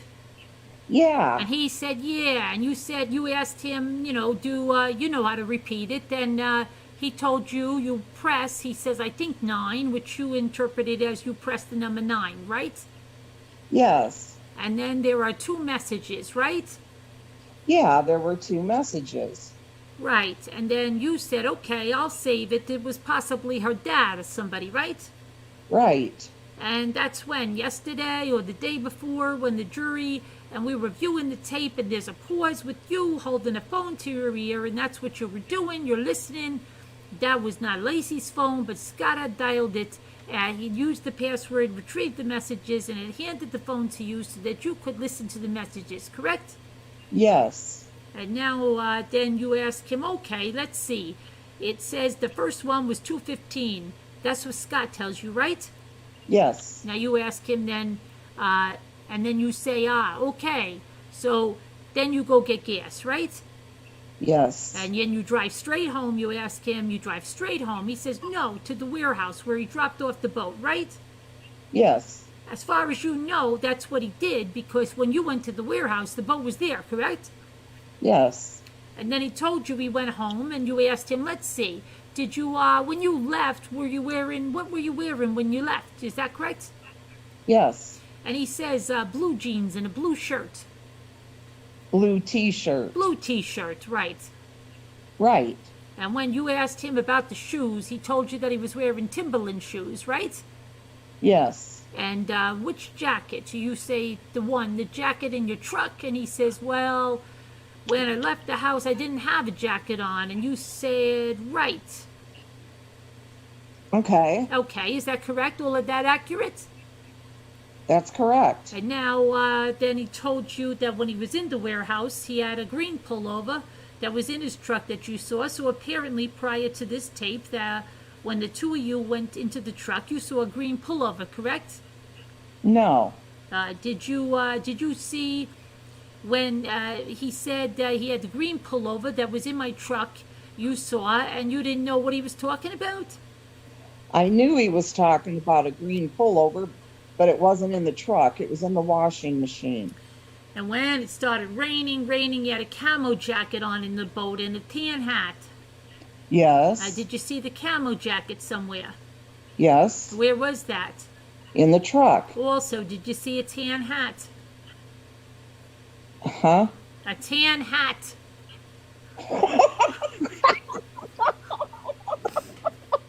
I don't recall. Okay, you went back, you asked him when you went back to the shop, you unhooked the boat, and you said, what else did you do? Anything else correct? Yes. Okay, now, when you went over, prior to the taped interview, you went over to the warehouse, correct? I mean, you went through this, but at some point, you went in there, you said you had, is it a streamlight flashlight? You were shining the lights, you went to look at the boats, right? There was a bunch of questions in there, or answers, but yeah, I did go to the shop with Scott before this interview. I did have my stream light when we went in there. There was some other questions in there I can't remember. I don't know what they were. Okay, I've got two items here. Before I mark them, Want to mark them separately? yeah, I'll mark them separately. Do you recognize these two items? Yes. Okay, I'll mark them separately, next in order, which I guess would be V and W. How about W1 and W2? Yeah, V as in Victor. V, okay. A U is the telephone call records. The last one, okay, V is V1 and V2. Now, just for, do you have any problem with just putting the exhibit tags on the back of the evidence tag? No, that's fine. Of the evidence tag? So the first one will be a fishing rod. It says number 153. Looks like somebody originally had written 152 and then turned the 2 into a 3. All right. And that will be Victor 1. All right, and the other one will be V2. Defendant's exhibit V2, V1 and V2 marked for identification. The other one says April 18, 2003, Beulah on it on one side.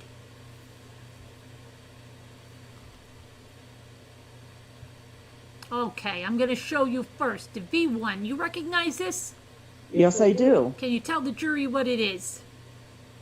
That's a fishing pole I saw on the boat on the 24th. Okay, I also saw it on the 27th in the boat. so it's both on the 24th and the 27th, correct?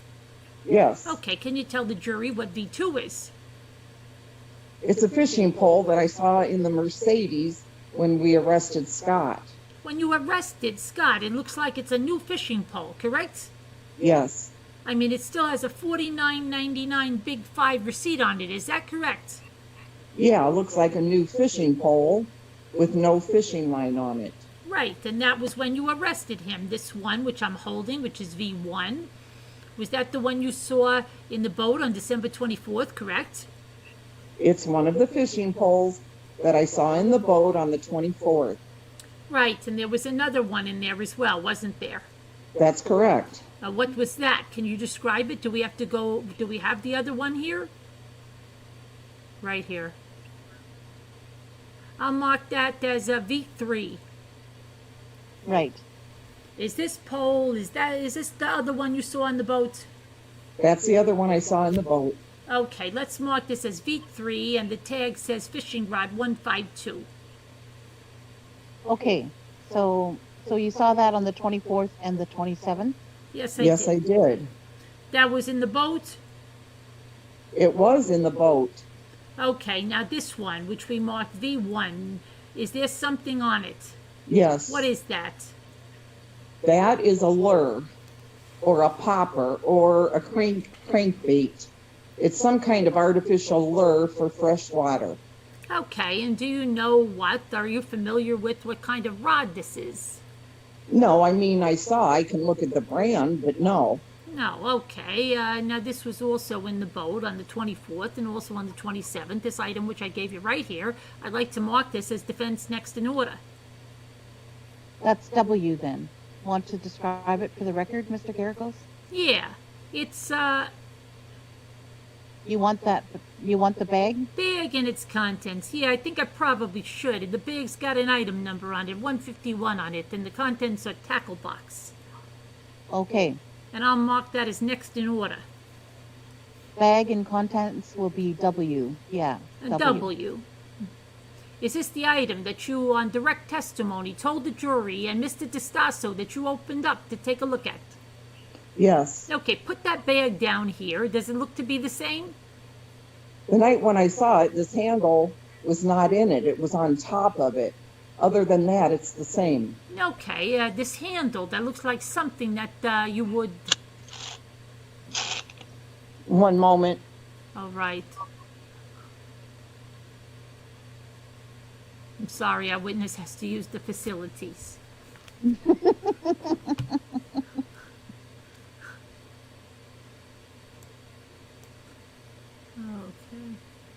Let's see, my channel.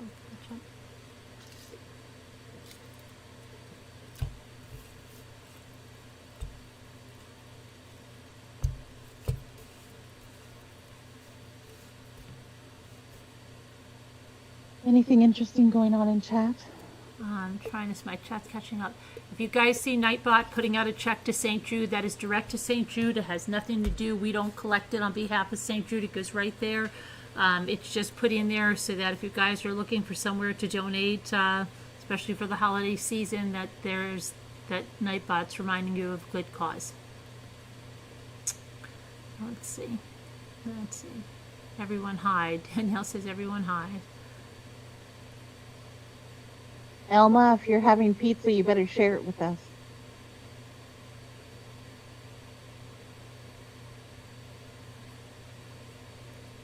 Hi, Sarah, Augie, Jenna H, Deborah Vancouverden, Mandy Hall, Ginger Snaps, Wilson, Miss Augie.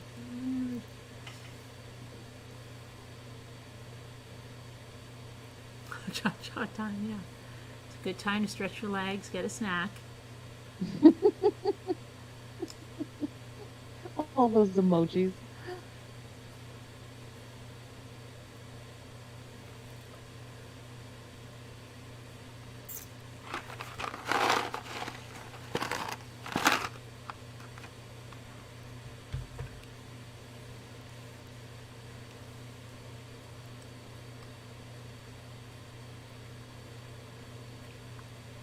Elma, you're in bed with your carrot on your head. Hello. You have free pizzas waiting for you?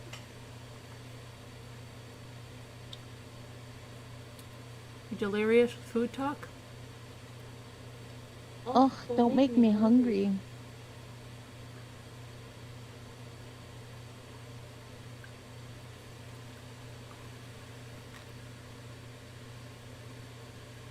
Got early. Oh no, I didn't see that. She got released from probation early for good behavior.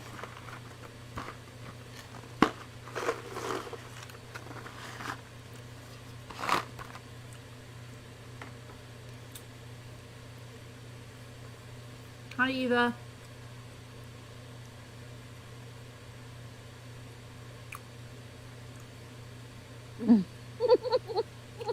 Danielle. We're all hungry in chat.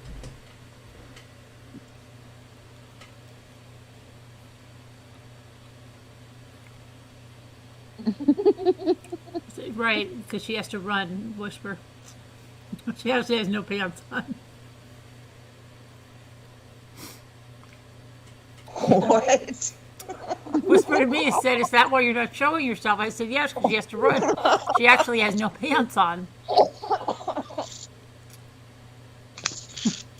I'm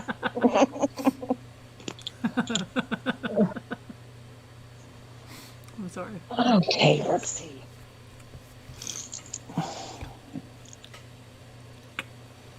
Okay.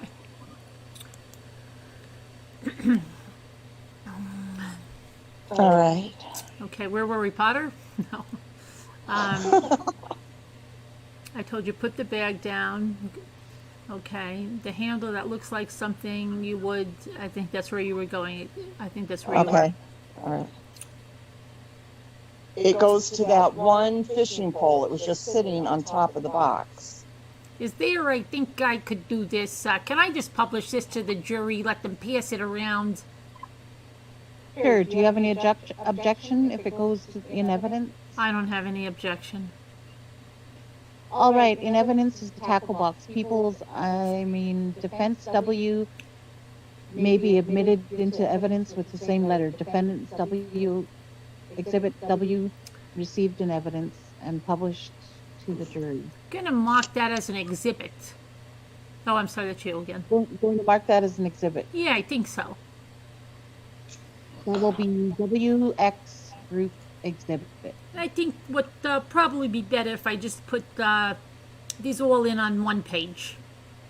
I don't know. The problem is they were found in different places, and each bag has who found them. He didn't find them. So I don't have any objection to them coming in, but he's not going to know where they were found. Okay, I don't know what the relevance would be unless we know where they were found. You can at least mark them now if you want. So let me mark them. You want to mark them separately since Mr. DeSasso says that they come from separate places? I'm going to. I'll put this one. Describe it for me. This is a 2-day sport fishing license. 2-day sport fishing license. That's X. Does it have a date on it, Mr. Garrigo? Yeah, it looks like October 14th, 1999. Okay. And also has on the outside and that adhesive sticker, looks like Big 5 on it. Okay. And then the others are a series of 1999-2000 resident hunting license. Okay, wait a minute. 1999/2000 resident hunting license? Right, a 1999 application for a duplicate residence hunting license. Okay, application. Want those marked separate or as a group exhibit? A group exhibit because they were all found in this. Okay, so the envelope and the contents will be exhibit Y.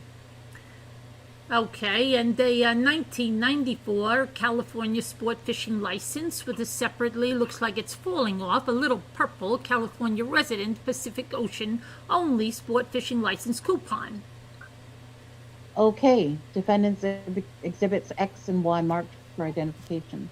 And now you were present when the search warrant was executed at Scott Peterson's. You refer to it as his shop, is that correct? Yes. And that was on the 27th.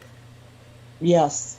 Okay, and you were also present on that same day at Covina during the service of the search warrant, is that correct? It's correct. I was at both of them. I didn't stay there for the whole thing, but yeah, I went to both places during the service of the search warrant. And now you found, in addition to the one, you didn't find this 99 one. Is that correct? This is marked as X. I didn't find it. Okay, but when you were at the house, you found yet another 2-day license. Detective Ruskamp did. Isn't that correct? That's right. And then these, what dates were these 2-day licenses for? That was a 2. Can I refer to my report? Sure, and I'm looking at it if it helps you. 31209, I think. 200, I think. 200, is that where it says 2-day fishing license? You got a marking on there? That's right. It was for August 30th and August 31st of 2002. Okay, do we have that item number here? And I'm looking at Detective Grogan's. It's item 42. Do we have that? Okay, I'll bring it up and I'll mark that later if I can. Okay. There was another 2-day license that was found at the search warrant that covered, so that we're clear. We've got a 2-day license here that I marked as X, which is 1999, correct? Yes. Can I interrupt, Mr. Garagos? Where was that found? Was it found at the warehouse or at the house? Do you know where this was found, the 99? I know where it was found. Where was it found? It was found in Scott's truck during the service of the search warrant on 12/27 in his glove box. In his glove box. This item here that I've got up on this found in the truck, is that correct? Yes. And that was a 2-day fishing license from, it looks like 10/14/99, is that correct? It was issued on 10/14/99 and it was valid to be 10/16/99 and 10/17/99. Okay, just so we can go through this for the jury, so the jury understands, and I understand. When you purchased this, and it appears at least you didn't put the big 5 sticker on here, did you? That was on it when you found it, right? Yes, I didn't put that on there. You didn't put that on there. You didn't see any police officers put that on there. When this was recovered, it was just kind of a plastic sleeve, right? Yes. Okay, so it appears that what you do is, as far as you're testifying to the jury, is that when it's issued, you go in, you buy it, and whoever the clerk is, he writes on there the date it's issued, right? I don't know who writes on there, but I know I bought them before, and when you buy it, it's dated for the date issued. Okay, then you got the, where you pay the fee, and then I suppose the license number, correct? Yes, And then you put your name in, right? that's right. And the person who's purchasing the license? Somebody writes it in there. Right, and the dates are valid, 2 dates, so you write the specific dates that you're going to use it for, correct? 2 consecutive days, yes. And then we're supposed to carry those licenses on you for the 2 days that you're going to use it on. Is that correct? That's correct. Is this your understanding that you can use these only on 2 consecutive days? That's correct. 2-day fishing licenses. Yes. Do you have an understanding also that 2-day fishing licenses are cheaper than buying an annual license? If you know, for another week and another 2-day license, it's cheaper to buy a license for the year than a bunch of 2-day licenses for the same year. That's mine. Oh, sorry. But you were on a roll. I didn't interrupt you. I know buying a 2-day license is cheaper, but it's more expensive if you buy a 2-day license for this week and a 2-day license for another week and a 2-day license. It's cheaper to buy a license for the year than a bunch of 2-day licenses for the same year. Okay, and what if you buy 2-day licenses for the same year? What's cheaper, that or a 1-year license?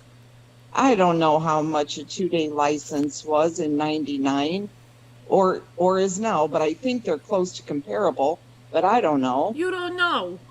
I don't know. The other item that I marked as Y, do you know what that is? I know what it is. What is it? It's another, it was found in the truck glove box at the same time as that other fishing license you just showed me. Okay. But it wasn't found by me. But I know about it. You know about it. You were there? I wasn't there when it was found, but It was shown to you afterwards. it was shown to me sometimes after, yeah. This item here, do you know what it is? That's a California resident Pacific Ocean only sport fishing license. For what year? 1994. Okay, the place where I put the license or the stamp, I guess, is that where he belongs on this license? Yes. Okay, so we can identify this. There was something that was in a, once again, a plastic kind of sleeve. I don't know if it was in the sleeve or not when it was found. I found it in the envelope. You found it in the evidence envelope? Yeah, when I saw it was already in the evidence envelope Okay. with that sleeve. And this sleeve is something that somebody, when they're going fishing, would put their items in, clip it to their coat or pocket or something, so they would have their license with them. That would be my experience. Okay, now that fishing license is for sport fishing, and it's in what year? It's 1994. And for what kind of water? Well, it's for all kinds of water, but it does have an ocean tag on it.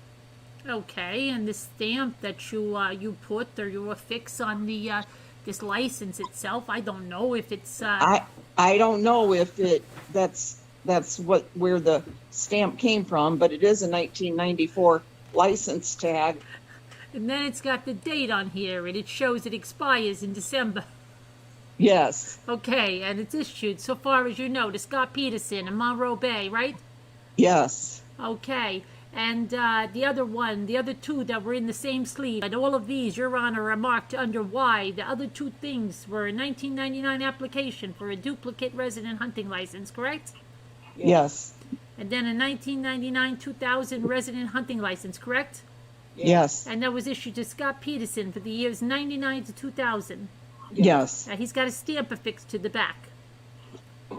Yes. And then those were found during the execution, the search warrant, apparently on the 27th, based upon the markings on the outside of the envelope. Is that correct? Yes. And you recognize it. It's got a pin here, but it looks like you could get tetanus if it hits you. What is that, the item that I'm showing you? This was, can I pull it out? Sure. Oh, sorry. That's you. Are you going to mark that, Mr. Garagos? Yes, I am. As soon as he identifies it, I just want to lay a foundation. All right. This is the 2-day This fishing. is the 2-day fishing license. Do you want me to leave so you can just read both? This is the 2-day fishing license that I was present when it was recovered from a backpack in the back shed at Scott's house on the 27th. And that was the one that we talked about right before Detective Ruskamp found. Right. Okay. And this 2-day fishing license, I would like to mark it as defendant's next in order. Zed, it was from a backpack. Where was it? It was in the shed at the 523 Covina. In the back shed? In the back shed, in a backpack. I'm sorry, it was in a duffel bag type bag, Your Honor. Duffel bag. Defendant's Exhibit Z marked for identification. Do you know what color the duffel bag was? Green. And this is what we just identified. Is that correct? That's it. Okay, this is 2002. 2-day sport fishing license. Same thing as we went through before, that it was issued on August 30th. Somebody goes in, obviously you buy it on one day, and then you fill it out for 2 days, and you fill in your name, correct? Yes, that's right. To the best of your memory, is it that you also found one of these plastic sleeves, like I have in my hand right now, the same plastic sleeve, Yes. and this is contained inside the envelope, the evidence envelope, which looks like a safety pin that was kind of rusty, correct? Yes. And this was also found the 27th. Can you tell me what it is? That's rope. Approximately how long a rope? When I saw it the first time, I estimated it 50 to 100 feet, but I didn't unroll it. I just saw it in a big ball. And this rope has on the one end what looks like nobody did anything to this rope in terms of tying a knot onto it after it was recovered in the search warrant that you're aware of, did they? No. Okay, so this rope was found in the same condition that it was when it was seized, as far as you know, And in that bag, presumably, and then checked into evidence. Is that correct? Yeah, it looks the same. Okay. Condition that I saw it twice and it looks the same, or 3 times now. Okay. And do you know where this was recovered from? Yes.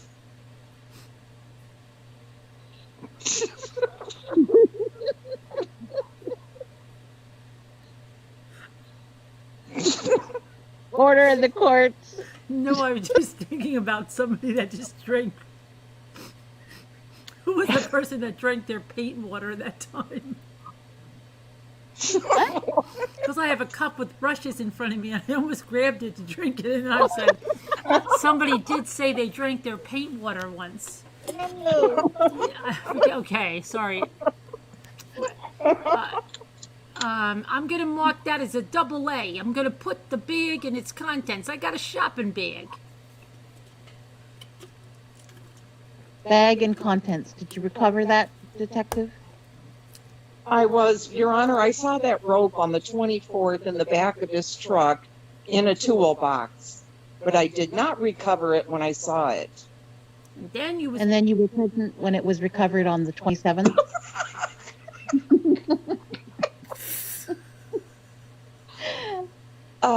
Then on the 27th, I was present in the shop when they found it. Okay, defendant's exhibit A marked for identification. Now, going back to your interview with Mr. Peterson, the two of you then talked about that fax again, the same fax that we showed to the jury yesterday from New Jersey, correct? Yes. And he said he was late getting home. He told you that, and he asked you if there was anybody else, and you asked you if there was anybody else in the warehouse there, correct? You asked him that. Can I check to see if he said he was late getting home first? Sure. What page were you on? I was on page 12 at 29. It looks like the 5th entry by someone speaking. Yes, he said he was late getting home. Okay, and then you specifically asked him if there was anybody else in the warehouse area, right? I asked him that. Okay, you were trying to or attempting to look for witnesses who would have seen him over there. Is that correct? Yes. Okay, and he told you not this afternoon, but there was a couple of people there that morning. I don't think that anyone was there that afternoon, right? Yes. And that's when you went, we discussed this earlier, reference in the interview, that you went over and you interviewed somebody. You remember what his name was? Ron? Prater. And Ron Prater told you that either on the 23rd or 24th, he saw Scott Peterson there at 8:30, 9 o'clock in the morning, correct? No, he said he didn't know what day that was, but he saw Scott Peterson's truck there, and he told me how it was parked. Yeah, he told you which two. It was one of the 2 days. Which two? The 23rd or the 24th. Right, and it was what time? It was in the morning. Do you have your report? You want to double check? Yeah, can I? I got it as your 12:28 report. I can even show it to you. It went, if you want, right here. It's yellow highlighted. Yeah, he said that it was the 23rd or the 24th. I have to ask you if you've read it. Does that refresh your recollection? It refreshes my recollection. Okay, what did Prater tell you about the 23rd and 24th? That when he got to the shop between 8:30 and 9, that Scott was already there, or the truck was already there. The truck was already there? Yeah. He told you, he specifically wrote that what Prater said. He arrived at 8:30, 9 o'clock, found Scott was already there. Is that what he told you? No, I mean, he said Scott. I guess he assumed it. Well, he said he identified the owner as Dwayne. Could not be positive that day. He said he saw Scott, however, was sure that was either Monday or Tuesday. Is that what he told you? That's what he told me. Okay, he told you he actually saw Scott. No, he didn't say that. You just wrote that down for what? To be imprecise? No, I don't. What I remember is he saw the truck. Well? He said he and Scott didn't even really make eye contact with each other. He didn't know him that well, but he saw the Scott or the truck and then knew who he was. I wasn't trying to be inaccurate in there. Okay, but what your words are specifically are is that he actually saw Scott. However, he was not sure. You wrote, however, Prater wasn't sure if it was Monday or Tuesday, correct? Just give me 1 second. That's fine. It's the 12/28/02 report. It's page 10 of 13, and unfortunately, I think it's 989 with the handwritten on the top. I'm looking at something else right here. Okay, can I just look at this for 1 minute? Sure. Are you looking at the same page that I referenced? I am, okay. Okay, you had an adequate time to review the report. I have. Okay, I'm going to ask you one more time. Prater said he knows Scott, or told you he knows Scott by face, correct? Yes. Okay, Prater, you wrote. Prater identified Scott because he actually saw him. Is that correct? No, that isn't what I wrote. Could not be positive what day he actually saw Scott. However, Prater was sure it was either Monday or Tuesday, correct? That's what I wrote. Is that what you wrote? Yeah. Okay. And Prater said he arrived 8:30 and 9 o'clock and found Scott was already there, correct? Yes. Okay. Now, the Monday or Tuesday that he's referring to, the 23rd, 24th of December, correct? Yes. Okay. Now, back to the page 12, again, of the interview. Do you have that in front of you still? I do. Okay. Now, we talked about the facts, correct? Yes. He told you, so you asked him, so the facts came in as a 3-hour time difference, and Scott replied, yeah, I think New Jersey is 3 hours. Yes. Okay, and so then you asked him, so then you drive, did you try to call her anymore? And he said, just call the ones from the marina, both phones, and then later on, what was the second call? And you said, no, the second call wasn't from you, it was from her dad or somebody, is that correct? Yes. Okay, and then he said that must have been Ron, and that's when the second to last entry there, you see that at the bottom of the page? Yeah. He said some other things first, but then he got down there. It must be Ron.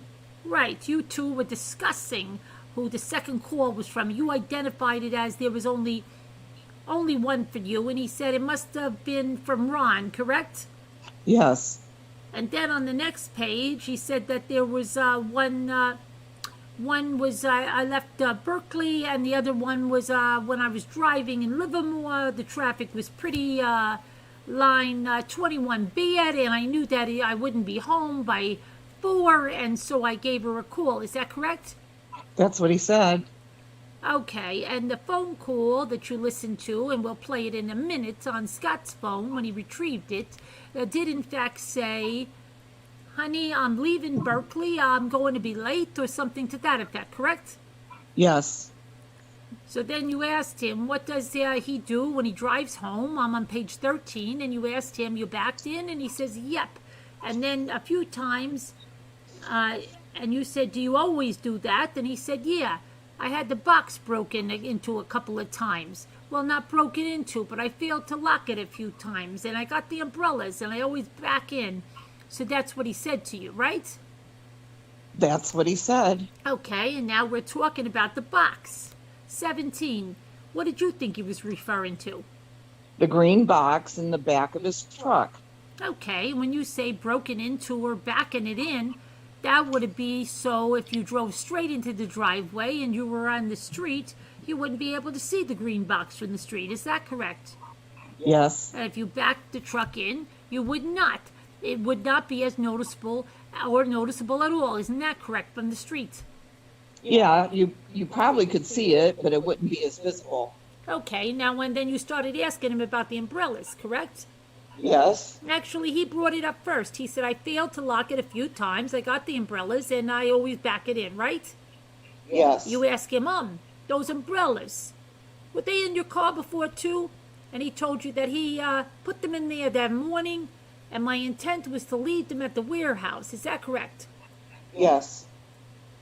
And you took them to Berkeley with you, and he said, I forgot to take them out. Is that correct? Yes. And he told you he put the umbrellas in there that morning. That's what he said. Okay. And you asked him because you were going to store them at the warehouse, and he says, yeah, I didn't. And you said, what?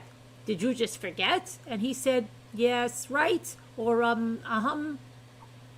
Yes, he didn't just say yes, but uh, did he? He said, yeah. But I didn't, And, I even saw them there when I locked the door, correct? Yeah, yes. Okay, and then you started to question him again about what he did when he got back home, right? I asked him how he got back in. Okay, and he said he went in, he called the what they call the back door, is that right? Yes, And then that would be about where the French doors were, is that right? yes. Okay, now I've got one of these. Mr. Garagos, we'll have those mounted on boards next week. We've got some boards coming, so you don't have to pin them up there every time. You got some boards coming that we can put them on? Yes. I was just going to get those poster boards to affix them on, unless you got something else. We've got some boards coming. Okay. So he started describing how he backed the truck in here. Is that correct? Where I'm pointing to, and this is People's 12. Yes, where he backed in. I'm going to stand here so I don't get in the juror's way. So he backed in, and then he asked you asked him where he came in, and he said he went in the back door where the French doors are. That would be here, correct? Marked French doors. Is that your memory of where you went in there where the French doors were? Yes, Okay, and as he's describing it to you, this is what he's describing, right?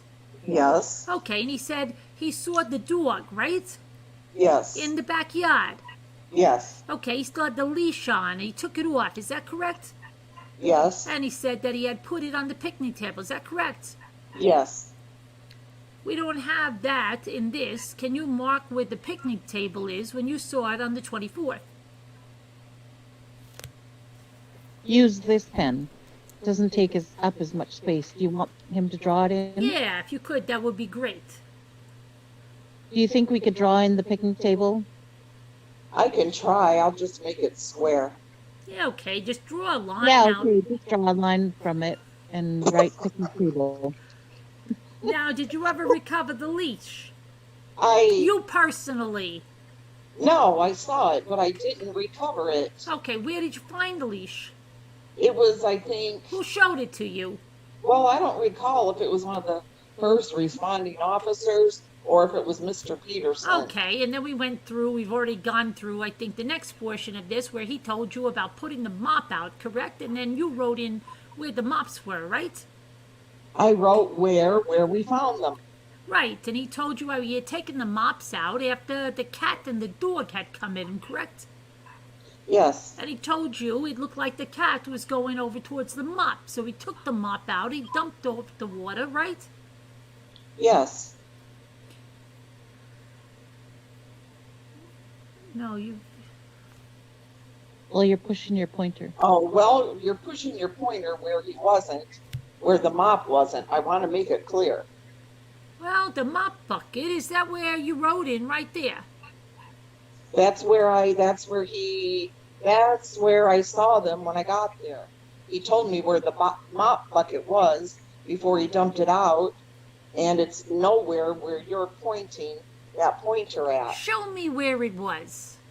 It was right here. That was before he dumped it out. That's what he told me. Right, so then he takes it from inside if you want. Did he point that out to you when you guys were walking around? He told me where it was. He told you.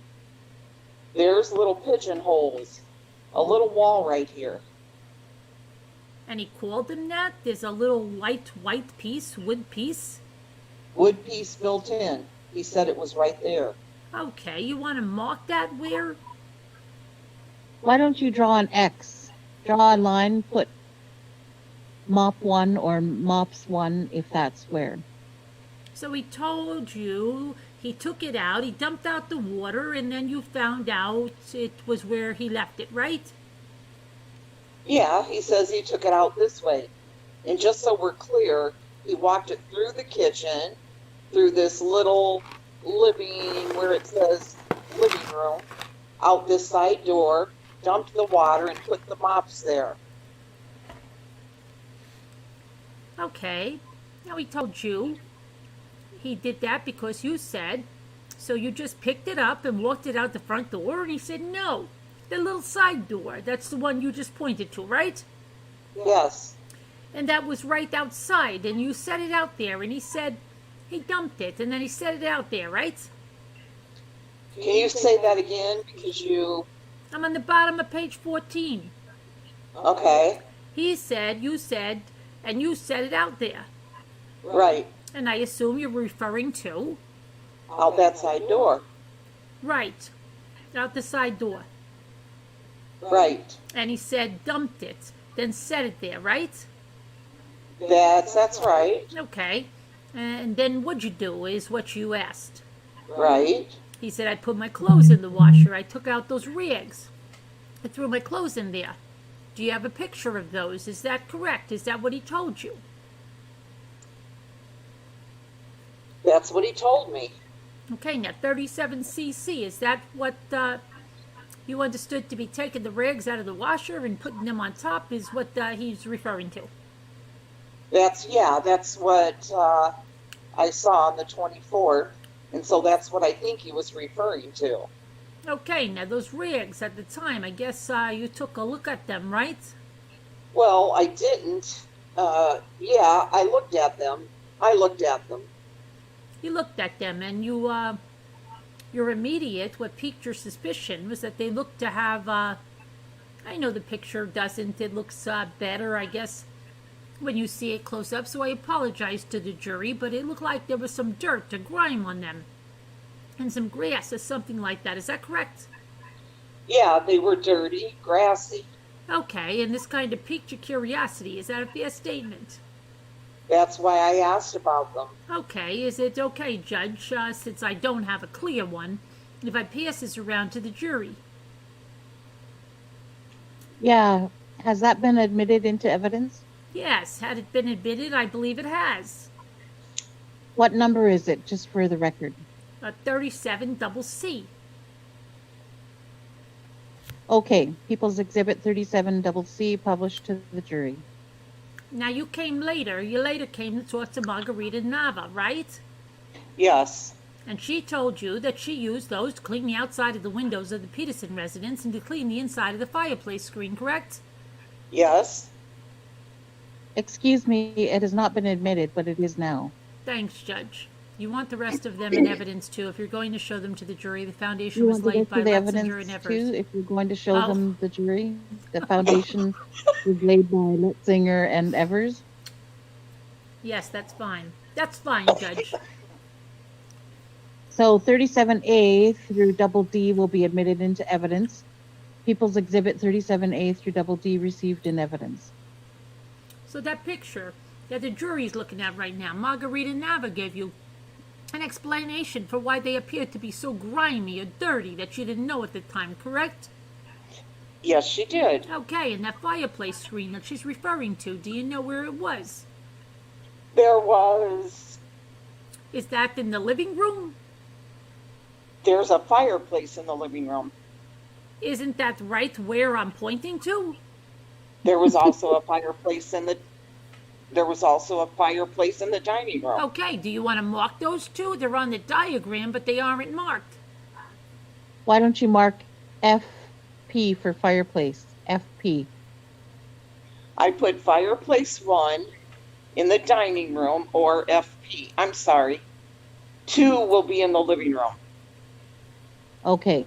Okay, now, you asked him about, or you said specifically, you put your jeans, your blue t-shirt, anything else in there, and Scott said, I think that green pullover was in there too, wasn't it?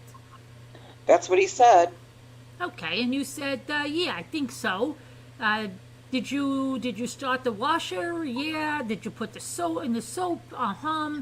When somebody put it as the affirmative, I assume on the tape you could see him shaking his head, yes. Yes.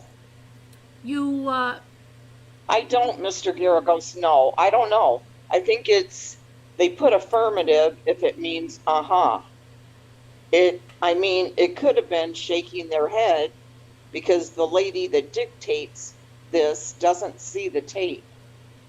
okay, now then, or transcribes it. And then at the end of this page, did you call her mom, right? Yes. And that's, he told you at the top of page 16, after I got out of the shower, I put clothes on, and that's when I checked the messages, and you asked him, was there any? And he said, yeah. And you said, yours? And he said, mine, and there were three, two from him and one from Ron, correct? That's what he said. Okay, his stepfather asked for whipped cream when we came over. That's what he said. Where's he calling me for whipped cream? Yes. Okay, you asked him, did you erase them? He says no, correct?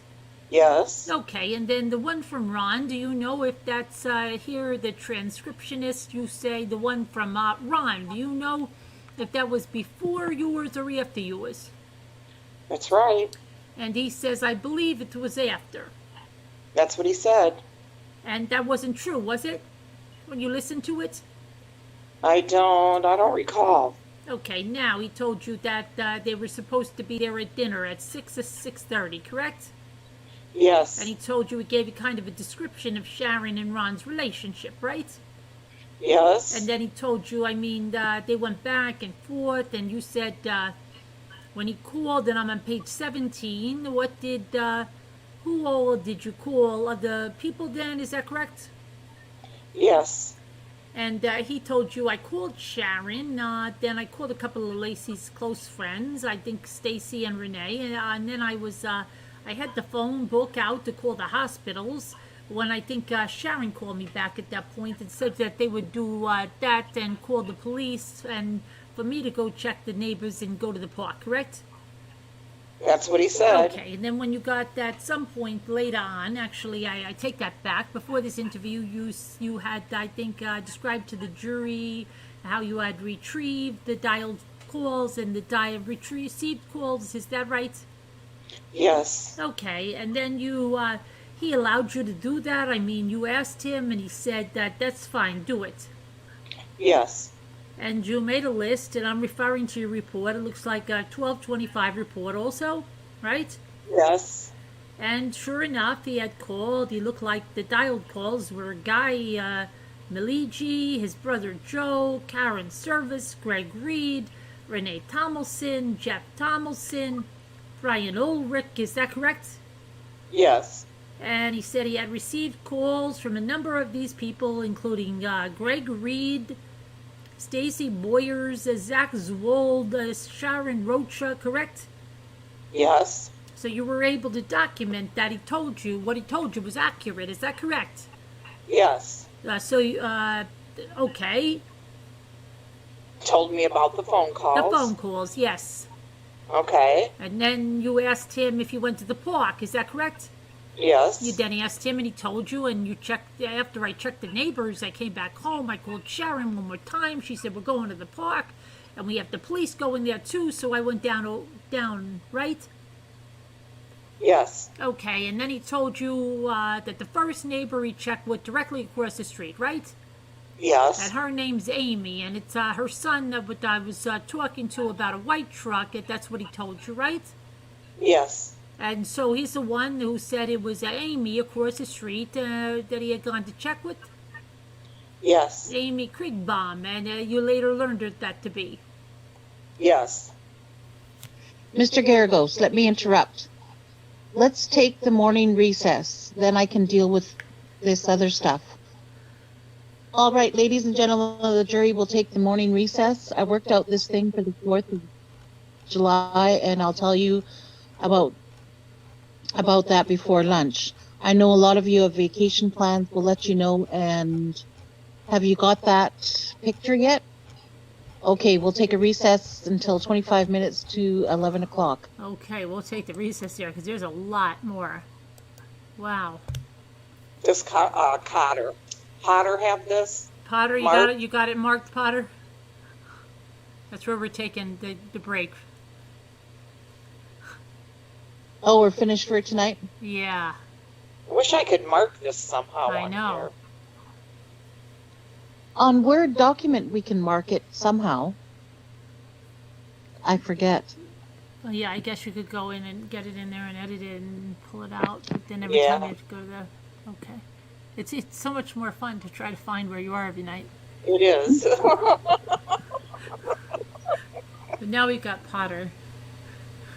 That's right, we do. Yeah. So there's a lot more of this. I'm going to scroll down. Yes, a lot more. A lot more. Oh my goodness. A lot more. This is like days and days. And see, it's only one page One for page. me on my device. Oh, none It's on one- mine, really? Yeah, it's one long page. Oh, page for me. Potter says she's sending us the marked document. Okay, it'll still take me a long time because, like I said, it's all one freaking page. Augie, you hate cupcakes? You can't hate cupcakes. Nobody hates cupcakes.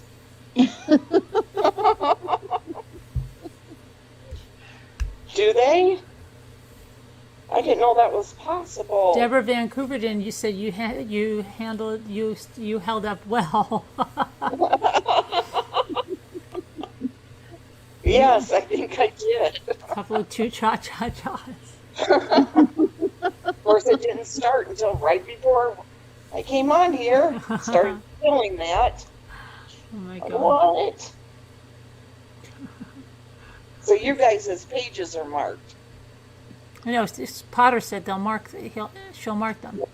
When you guys on your device, you're seeing more than one long, huge page, right? Yeah, but my page is not marked. But yours are, right, Cupcake? Mine is just one long page. Okay, so is mine then. I have pants on. Whisper to me. If Lisa's looking, I added more napkins, and I hope to be mailing this and your tool tomorrow. I added some more napkins in there. What do you? Oh, I'm sorry, I didn't For hear what you said. Lisa what? D, I was showing her a napkin package was gotten bigger. Oh. Because I was cleaning up like my crafts, and I noticed packages of napkins I didn't open, so then I knew that I hadn't sent her some of those. So I added Very to the nice. stash. I don't know how she keeps all her napkins in that little space. Look at this. Look how many napkins that is. I have so many freaking napkins. You guys are so cute with your napkins. But I don't know how she keeps all of her napkins in one little container. You don't even understand the amount of storage I have for the napkins. It's crazy. I think she's lying like big time. I think there's like somewhere else. Those are probably just the napkins she's using. She probably has a dungeon She somewhere. probably does. She probably has like a storage shed, two an to them. entire storage shed outside for them. She's lying. Yeah, that's all I have. She's probably lying to Gary too. So that's why she had to say in case he watched it. And she's probably like upstairs under the kid's bed. She probably has like 18 under bed containers and in their closet full of napkins. Because she's a liar because she told me she had a napkin addiction. And that's not a napkin addiction, one little thing. Yeah, she's totally lying. I'm telling you, she just doesn't want Gary to know. So, you know what I thought about? Where's the lady, D, what was her name? D something. She took us on the house tour and then she never came back again. That was that was not nice. That was not nice. D Foster, I think it was D Peters, D Foster, D somebody. And then I thought about somebody else that, I don't know. I know. I want to know what video that is. I want to see that lady's house. You should. It's a lot of Oh, fun. you weren't here for the tour? No, I wasn't here that night. I don't know where she was. I think that was the night I was sleeping. Really?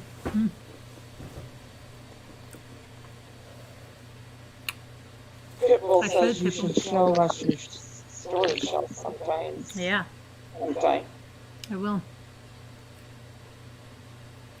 But what was her name? The lady? What'd you say? It was D something, like D Foster, D Peters.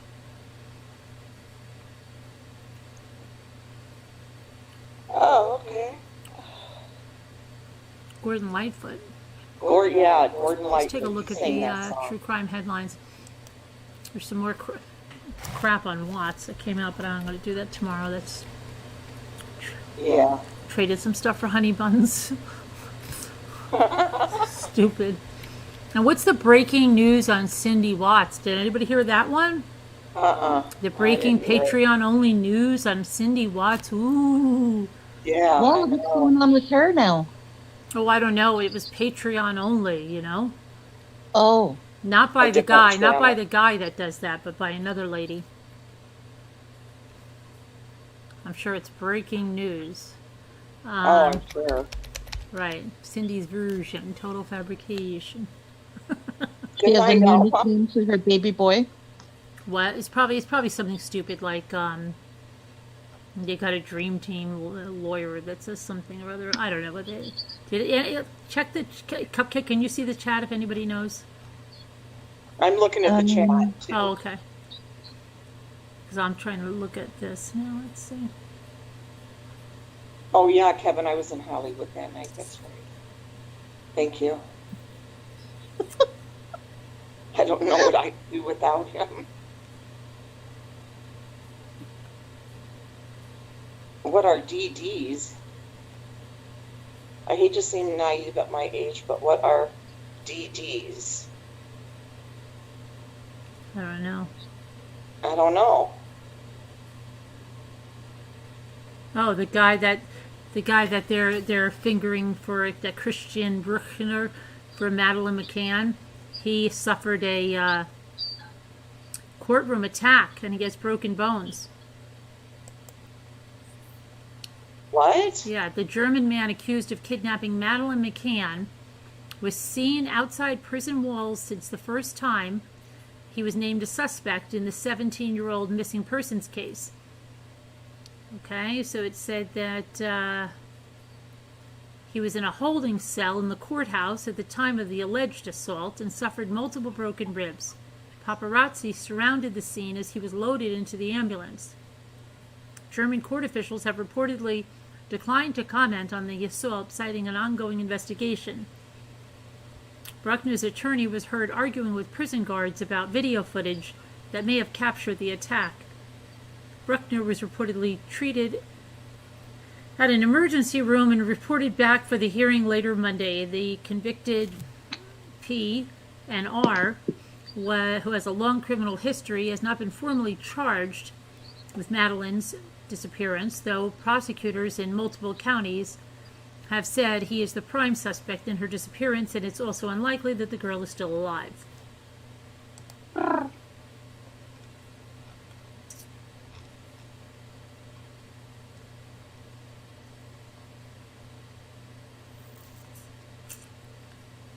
Oh, we have a chatter named Bunny Darling.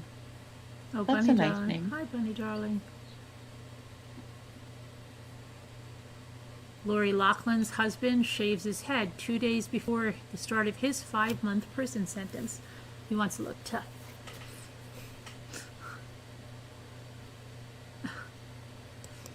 Isn't he like a clothing designer? Yeah, fashion designer. He was pictured with his drastic new haircut on Tuesday.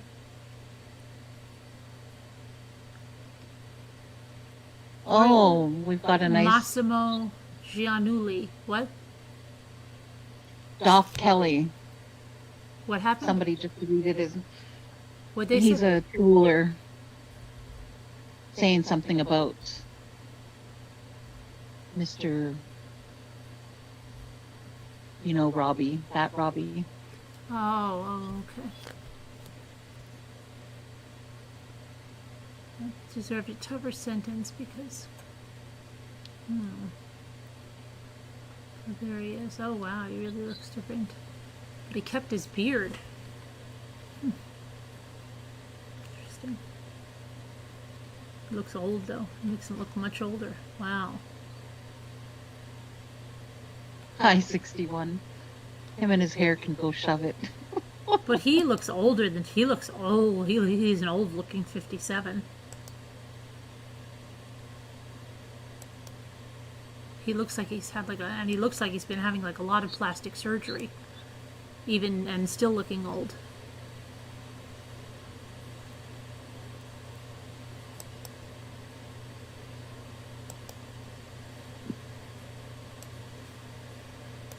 And that's him now. Now he really looks old there. Wow. And in this other one,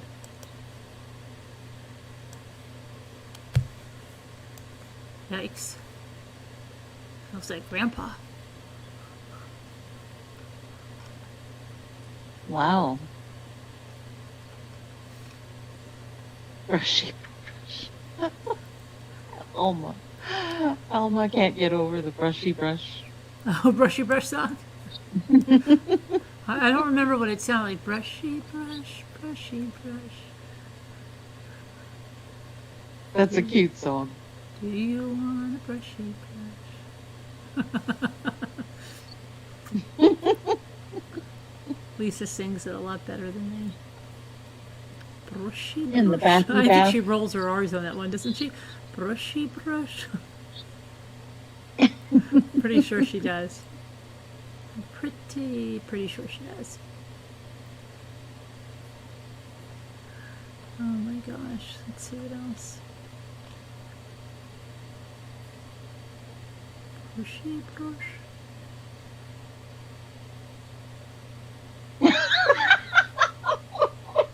It's so funny.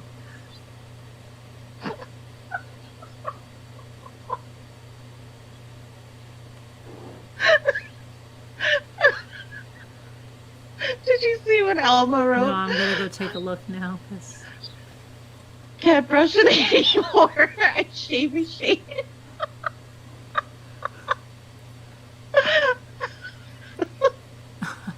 oh gosh.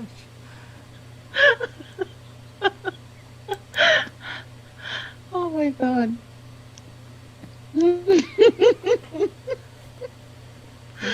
Brushy brush. Elma. You cracked me up, Elma. Oh my god, you're hilarious.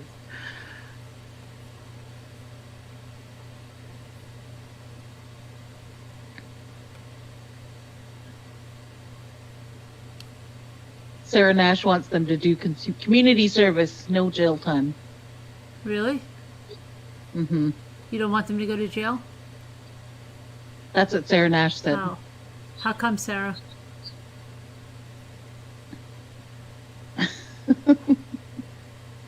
Oh gosh, listen to this one. A young woman was murdered after contacting police about an obsessed former coworker, a man who is now being questioned by police. Guess this is, this is in Melbourne, Australia. Hold on a minute. I just lost my article. Where did it go?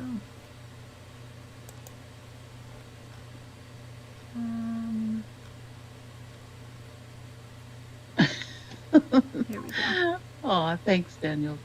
Says, let's see. Killer broke through a window into Celeste Mano's home in Melbourne early Monday morning and stabbed her to death. Mano reportedly lived in the home with her mother and brother. The report indicates that Mano's brother was at home at the time of the attack, though the full circumstances of the killing are not yet clear. Mano's mother was heard screaming as friends and colleagues paid tribute to the slain woman outside of her home on Monday. How could I not protect her? The suspect reportedly became obsessed with the 23-year-old woman after she comforted him the day he was fired from his job at Sacro, an outsourcing company in the public service sector where Mano was a call center manager. He got fired, and she wasn't close with him at all, but she just gave him some support. She walked him out the door, and ever since that day, he's just been obsessed with her, said Mano's 19-year-old brother, Alessandro.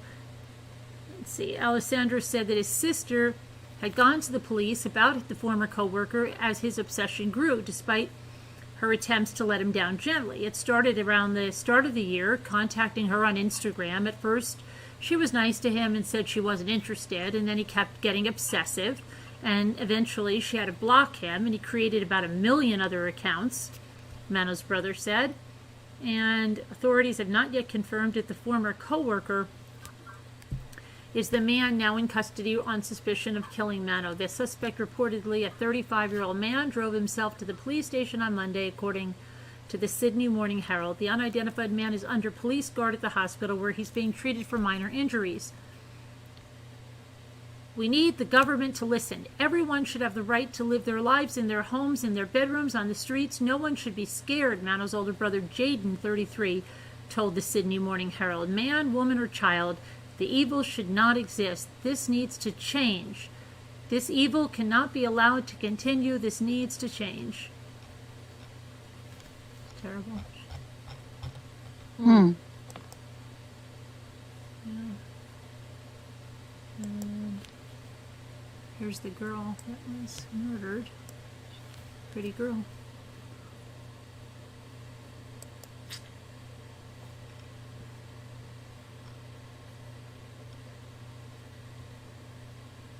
Uh-oh, 9-year-old boy remains missing. Where's that? Cute kid.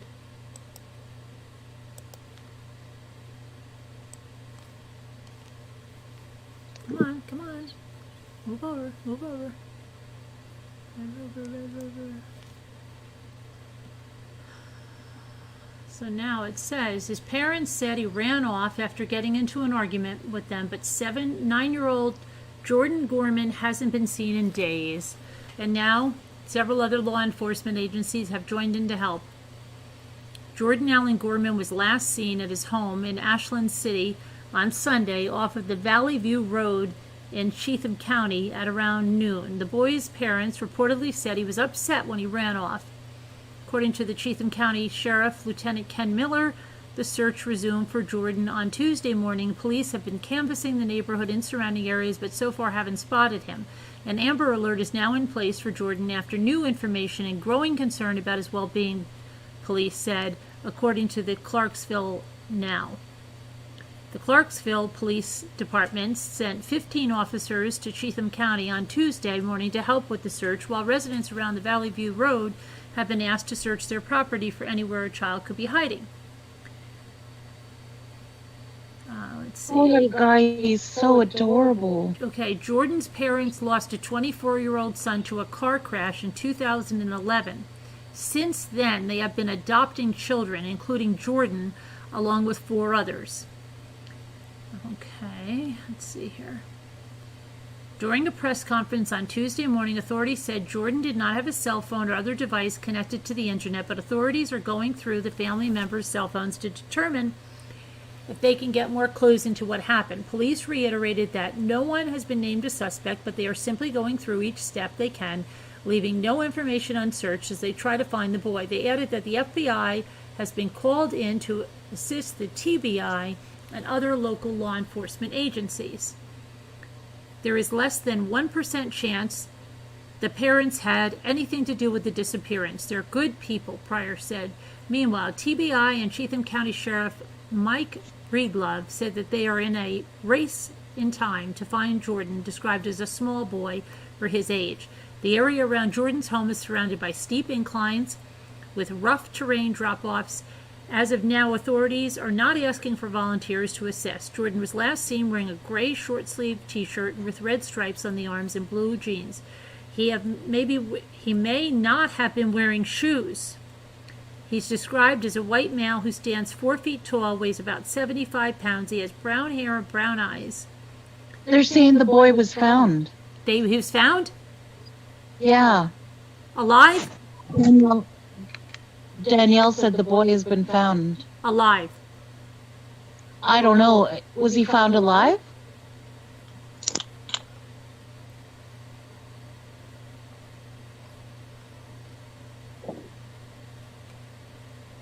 Oh, What? he was found alive. You sure it's this boy? I'm gonna look. Liz Stewart, is this the same kid that Carolyn is talking about right now? I'm gonna look. Alive, yes, cold and hungry. Let's see. Is he autistic? Oh yes, okay, good. He's been found. Hold on. That's good news. I was thinking it was not going to be good. He's so cute. Oh my God, I'll take him if nobody wants him. Let's see. Missing 9-year-old boy is found after spending 2 nights lost in the woods with no shirt and no shoes or jacket. No shoes or jacket. 9-year-old boy missing for 2 days was found Tuesday in a creek bed beneath a shelter he created with a tarp. That he created with a tarp. Jordan Gorman was last seen Sunday at his home in Ashland City. We know that. Okay, where was he found? Okay, cold and hungry, but in otherwise pretty good spirits, the TBI said in a tweet. Rescuers found Jordan under a shelter he was created by hanging a tarp he found to a tree. He did not have a jacket or shoes when he was found. He knew just to stay put and somebody would come. Father Aaron Hatt told CNN. During his time outside, temperatures reached as low as 37 degrees. Jordan was eventually evaluated by doctors. Police are trying to find out what happened before he disappeared. Yeah, I hope they find out and they don't just put him back, because why would he run away like that? Okay. Elma and Mugshot Jenkins. Is the boy autistic? No. No? Mm-mm. Nope. Thank goodness he was found. Yeah. Oh man, it's A just good so, ending. I didn't think it was going to such be a good. relief. I know. Oh, he's so cute. He looks just like one of my friends' kids when he was that age. Really? Yeah.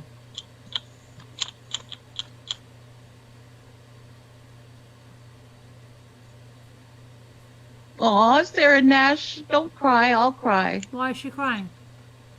Well, I guess just Oh, she's Sarah. happy. Why are you gonna cry? Because of that little boy? Oh, okay. So she's crying because she's happy. Maybe, yeah, hopefully. He was found near a creek bed.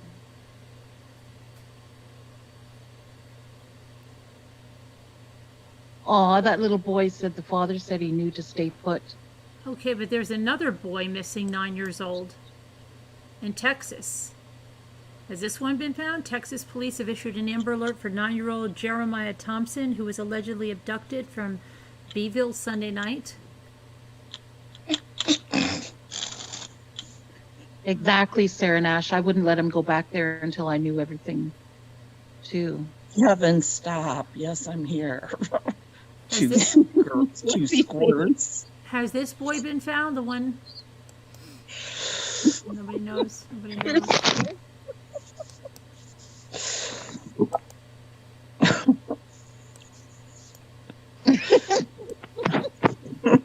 Sorry, Carolyn. What were you saying? I don't know if this boy has been found. It says Texas police have issued an Amber Alert for 9-year-old Jeremiah Thomas, allegedly abducted from Beeville Sunday night. Police are looking for Shannon Delilah Thomas, 32, in connection with the abduction. Shannon Thomas was last seen driving a stolen 2014 Chevrolet Sonic with Texas license plate number GCW5960. Has he been found? Well, Potter64 sent you an email. Okay. Yeah. Test email. A test email. Oh, a test email? Yeah. Advise if it's readable. It's readable. Yes. CPB, I haven't heard about the Texas boy. Yeah, I haven't heard about him either. Okay. Let's see here. I'm confused. This isn't the This is same another boy that boy. you had up a minute ago. Nope. Oh, he's so cute too. Oh, It's another one. This one was abducted by a 32-year-old woman. Now we don't know if that's his mother or Oh my what. We don't know what God. she is. Police believe that Jeremiah may be in grave or imminent danger. Anyone should call 911 or 361-358-8100. Hmm. That's that. Yeah. Huh. That's it. Okay. He is a cutie. Stacy Thornton wants to know if you added her to Slack yet. Stacy Thornton. Yeah. Did she send me an email? Did you send her an email, Stacy? Because you have to send her an email, so. How does she spell her last name with, I mean, her first name with an E or a Y, or no E? A Y. Oh, just a Stacy? Yes. Yep. Okay, I And see it's that. Thornton. I see that. Thor. And where do you want to go into there? Crafts, griefs, and minis? Okay, Stacy. We should have a brushy brush group. Brushy brush.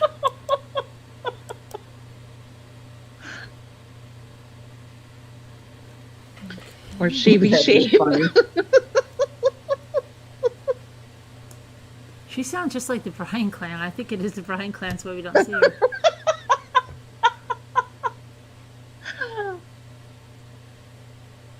I'll have to talk to this Bryan clan. Maybe they're my doppelganger. You don't think she sounds like the Bryan clan, Scooter? I didn't know, but the more you're saying it, I'm starting to see what you mean. I think it is the Bryan clan. We've never really seen Cupcake. What? And we're never on at We've the same never time. really So seen yeah. Cupcake, Right. right? We've never really seen her. Right. It'd totally be the Bryan clan. Because that is kind of a weird name, right? Cupcake, it's not... Could be anybody. Could be just anybody.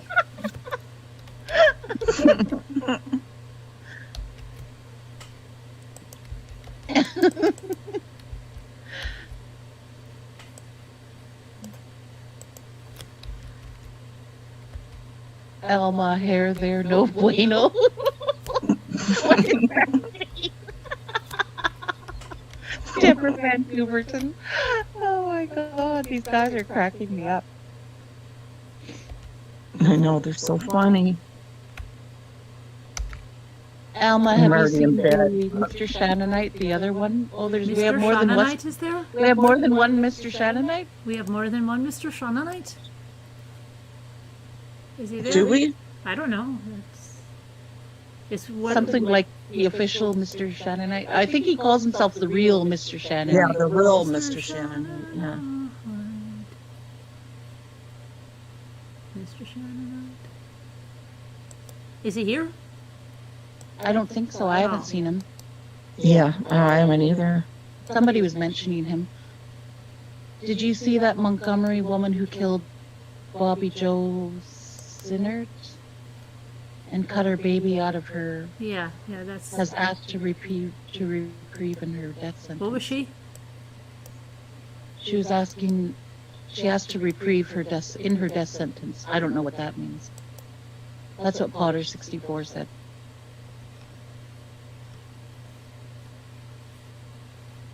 Okay, you should be in there, Stacy, I think.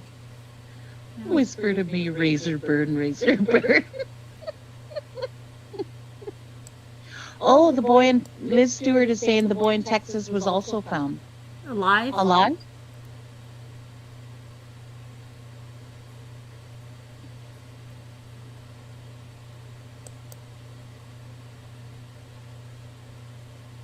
Sarah Nash said I saw one that was the real Mr. Shannonite. Mr. Shannonite. Yeah, he's the only one. He was originally just Mr. Shannonite, but then because he Was Because- questioned. shouldn't. Was questioned. Mr. Shannonite was questioned. Now my cat is sitting on my keyboard. Mr. Shannonite. Nikki, get off. Do you want the brushy brush?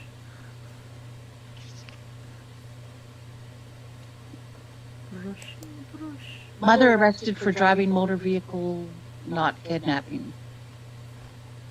Oh, yeah? That's what Liz Stewart said. Let me go back to the sheet.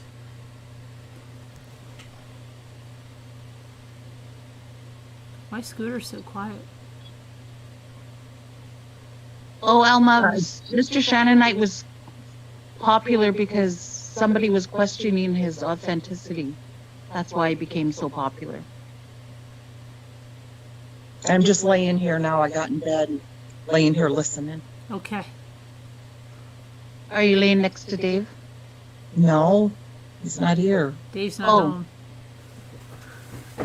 Do you have mittens with She you? has her cat. Your faithful companion? No, she's in the other room. Your little dog? She has her cat. They're with in her. the other room. She has her cat with her. I'm alone. You have your cat with you. No, she's in the other room. Mm-hmm. Where's your dog? They're all in the other room. You hate them?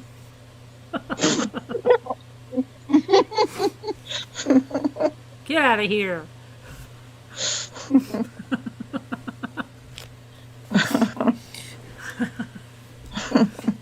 You're right, Juliana Gonzalez.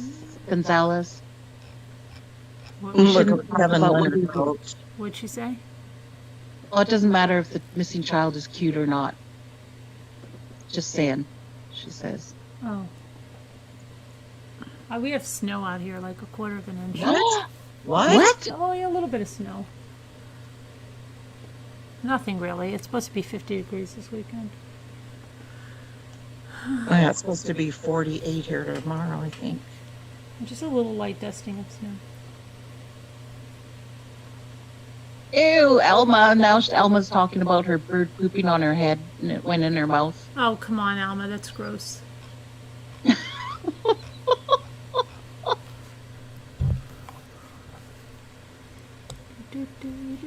Restore it. Stacy, they need more time to write her appeal for clemency, and they said because she is bonkers. Scooter in bed already? Oh, the diva. Hi, Amy. Scooter's in bed already. Yeah, the temperature's dropping, Jenny. Do you call soda pop? She better not call soda pop.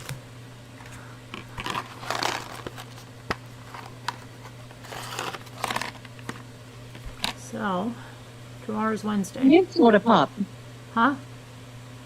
What is calling soda pop? People call soda soda or pop. And some people Oh. call it Pepsi. Some people, there's I forget who said their mother calls everything Pepsi. Oh. You want to go get a couple kind of Pepsi? You want a Mountain Dew? I'm serious. They said their mother calls all soda, like she uses Pepsi for the name of soda. So she'll be like, all right, you want to get that pizza and we'll get a couple of Pepsis? What kind of Pepsi you want? Oh my god. It's just like my aunt, she's really old. And she's really deaf. So when people talk about their cell phones, she always thinks that they're saying celophones. I bought a new telephone. Oh, that's cute though. You call all Coke soda? See? Some people call all soda Coke. You want a Coke? What kind? I'm a Pepsi girl. Sierra Mist? Yeah. You want a ginger ale Coke? I don't know. How would that ever come about? Who? I don't get that. You call What? all soda soft drinks?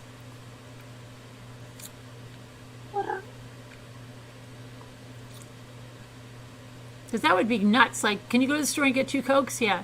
Would you freaking bring back 2 Cokes? I wanted a Mountain Dew and an orange slice.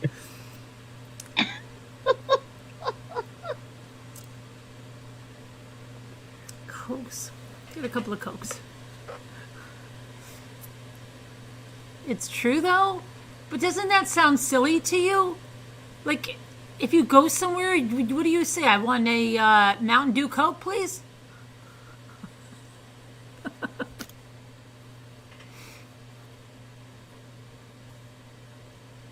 Chicagoans call it pop, Sarah Nash says.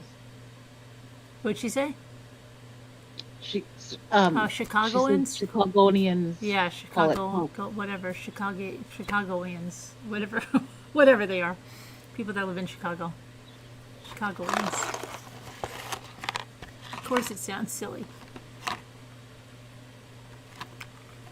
CNC Cola? There used to be RC Cola, too. You don't drink Mountain Dew, so no. Really? Do you really, Nora? You say what kind of Coke you want? And do they go like, what do you have? Cherry Coke, vanilla Coke?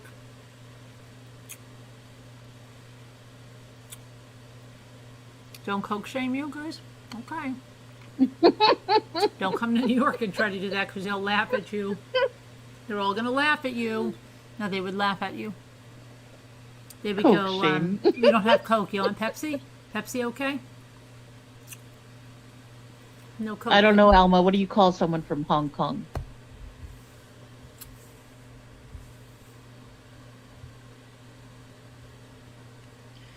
Up here in BC, well, on the reserves, because a lot of people like go to bingo. Mm-hmm.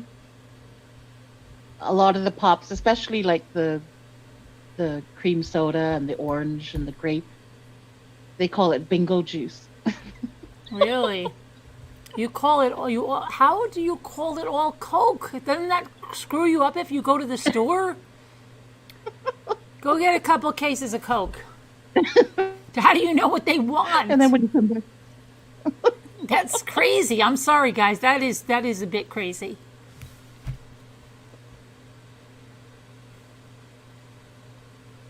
oh, a soda stream. I want to get one of those for Lee, I've heard someone over, I think in the UK, call it fizzy water. And I said, is that seltzer water? And she told me no. I said, that sounds so nice, fizzy water.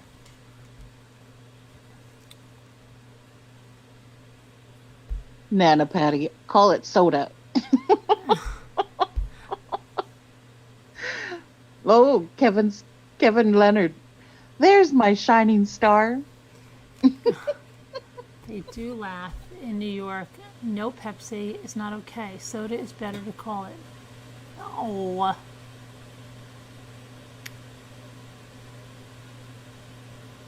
Tab. No, Tab is going out of... Tab's being discontinued. I heard it on news. If you like Tab, Alma, you better stock up. But Tab is the worst drink ever.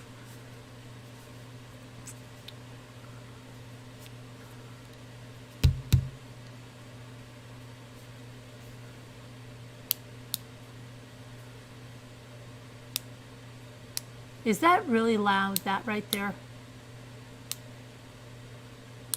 Can you hear that? I can hear it. How loud What is that? it? How loud is it? It's just a little lower than your voice. Were you doing that before we started reading? How annoying is it on a scale of 1 to 10?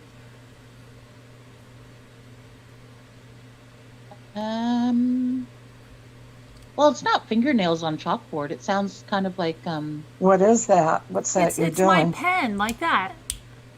Oh, the pen. Okay. oh, the clicking of the pen. Because I think I clicked it a couple of times, and then I don't know what, I saw something later on that said, can the pounding stop?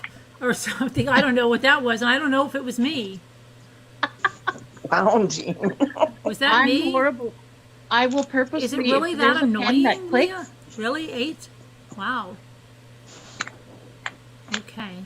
I put a pen down, any pen down that clicks if I'm around people, Really? because I annoy the But I hell out of wasn't. them. I I'll wasn't just clicking keep it comparing. I wasn't clicking it continuously. I think it was just like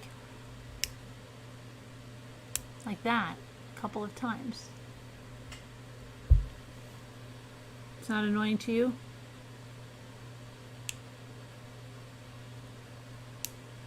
Okay, I didn't think it was that loud. What if I had like a remote that I had to change slides with, and it's like, okay, let's go to the next slide. What would happen then? Kevin is still recruiting for the neck brace pair and Christmas carolers. Oh, really? Christmas carolers? I'm still waiting on the final version of the neck brace Karen.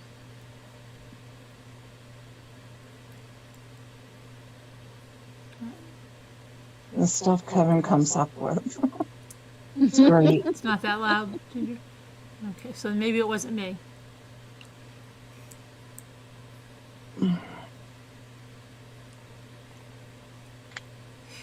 Yeah, Ginger Snap says it's not that loud. Okay. It really isn't. I was thinking, like, how could that be that loud? I mean, it's not really very I loud. guess some people have earphones in. That could be why. Augie, your singing voice is terrible. Good, you'll fit right in. Ramblings, are you a pen clicker? No, not really. I mean, I don't know if I have it here, like, and I might just click it, but I'm not one of these people that click, it just keeps going. No.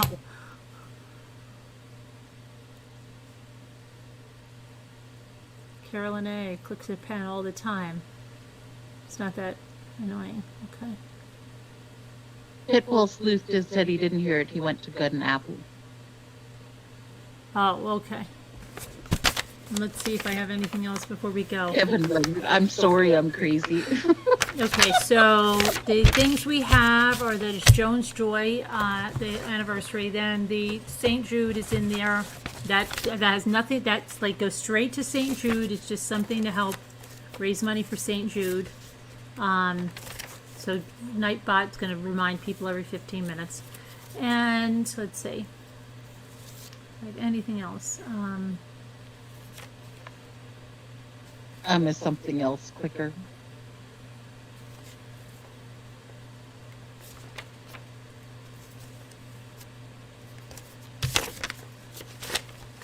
Okay, and then to recap in the beginning, let's see. Thank you to Angel Callie and Austin James. Is Austin James in here? Usually is, well, he's listening on the replay.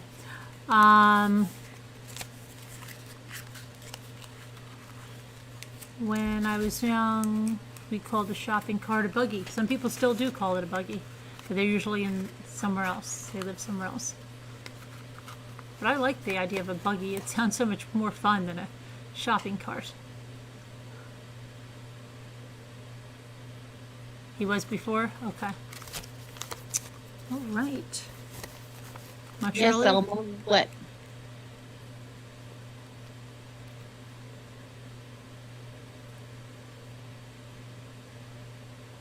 And just in case, before we go, if anybody would like some more advice on how, let's see here. Good night, Janine Lewis. Let's see. Oh, I love you too, Julianne Gonzalez. If anybody would like some more information on how to properly grieve, you could go over to the drama channel. They'll tell you what their mother would do or what they would do or what they think I should do. So you could go over there and listen to that. But that's all I'm going to Dude, are say you on that. mad at me? Alma wants to know. Oh, if top Scooter's chatters. mad. Let's look at top chatters. Yes, let's look at top chatters before we go. Let's see. Look at top chatters. No, Alma, I'm not mad at anybody. Oh, okay, you better not be mad at me. I'm not mad at you or anybody. Here they are. I'm just laying here. I'm in the dark and Top. laying here She doesn't feel good again. Dashboard. Okay. just resting. Here's and the top listening. chatters. Now you could take turns to see if the person that was number one before has been dethroned, right? So, but she hasn't. Deborah. I always Van- listen for Kevin Leonard. Deborah Usually Vancouverden. number 4. Well, Deborah Vancouverden is still number one, but guess who's number two? It's not Danielle. She's been dethroned by Kevin Leonard, who's now Oh, number wow. two. Wow. Kevin, you moved up too. Yes, and Danielle C is now number 3. Alma is 4. Augie's 5. Whisper to Me is 6. Mandy Hall is 7. Tracy W is 8, Gigi is 9, and Ginger Snaps is 10. Okay. High 61 is 11. Sarah Nash is 12. Linda Uribe is 13. Linda Uribe's moved up a lot. She used to be like 25. Delphine Riley is 14. Potter is 15. Alicia 16. Veronica Behringer 17. Jeanette 18. Sharon Martin 19. 20 is Kathy from Texas. And then Muka 77 is 21. Lisa H is 22. A Heart Made Wise 23. Jen H is 24. Last but not least is 25 is Tracy Kloss. I haven't heard Nana Patty or Scooter or Cupcake. Sorry, guys. The top command is still email. Juliana Gonzalez loves you too. She was just worried that she hurt my feelings. You didn't hurt my feelings, Julianne.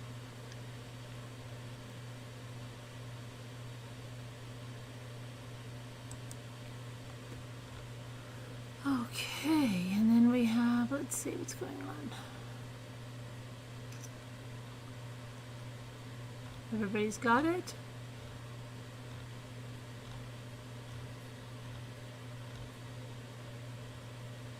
What number is night? Oh boy, are you okay, Cupcake? Cupcake? Yeah. Oh, that sounds like you took quite a fall. What happened? Man, it sounds like she dropped her drink and everything. My phone fell. Wow, okay. Sorry.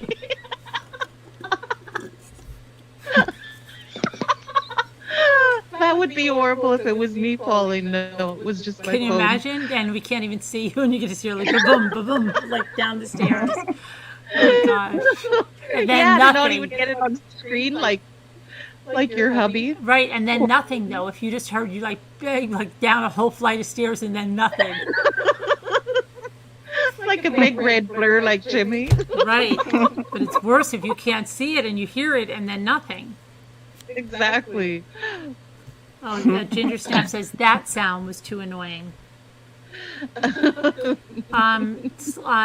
Well, yeah, yes, Nora. But you need an invitation from me, and it'll bring you to what you have to download. You have to email me first because you can't just go into Slack. Like you get an invitation, and then it'll help you download whatever you need.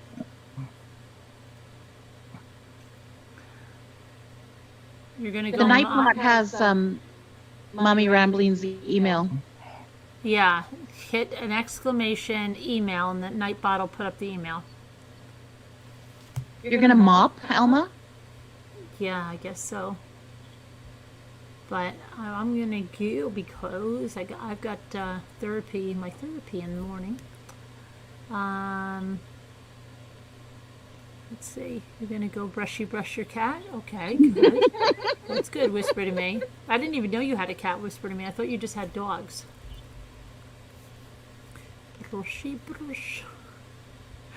Brushy brush. Thank goodness someone has me. Danielle C.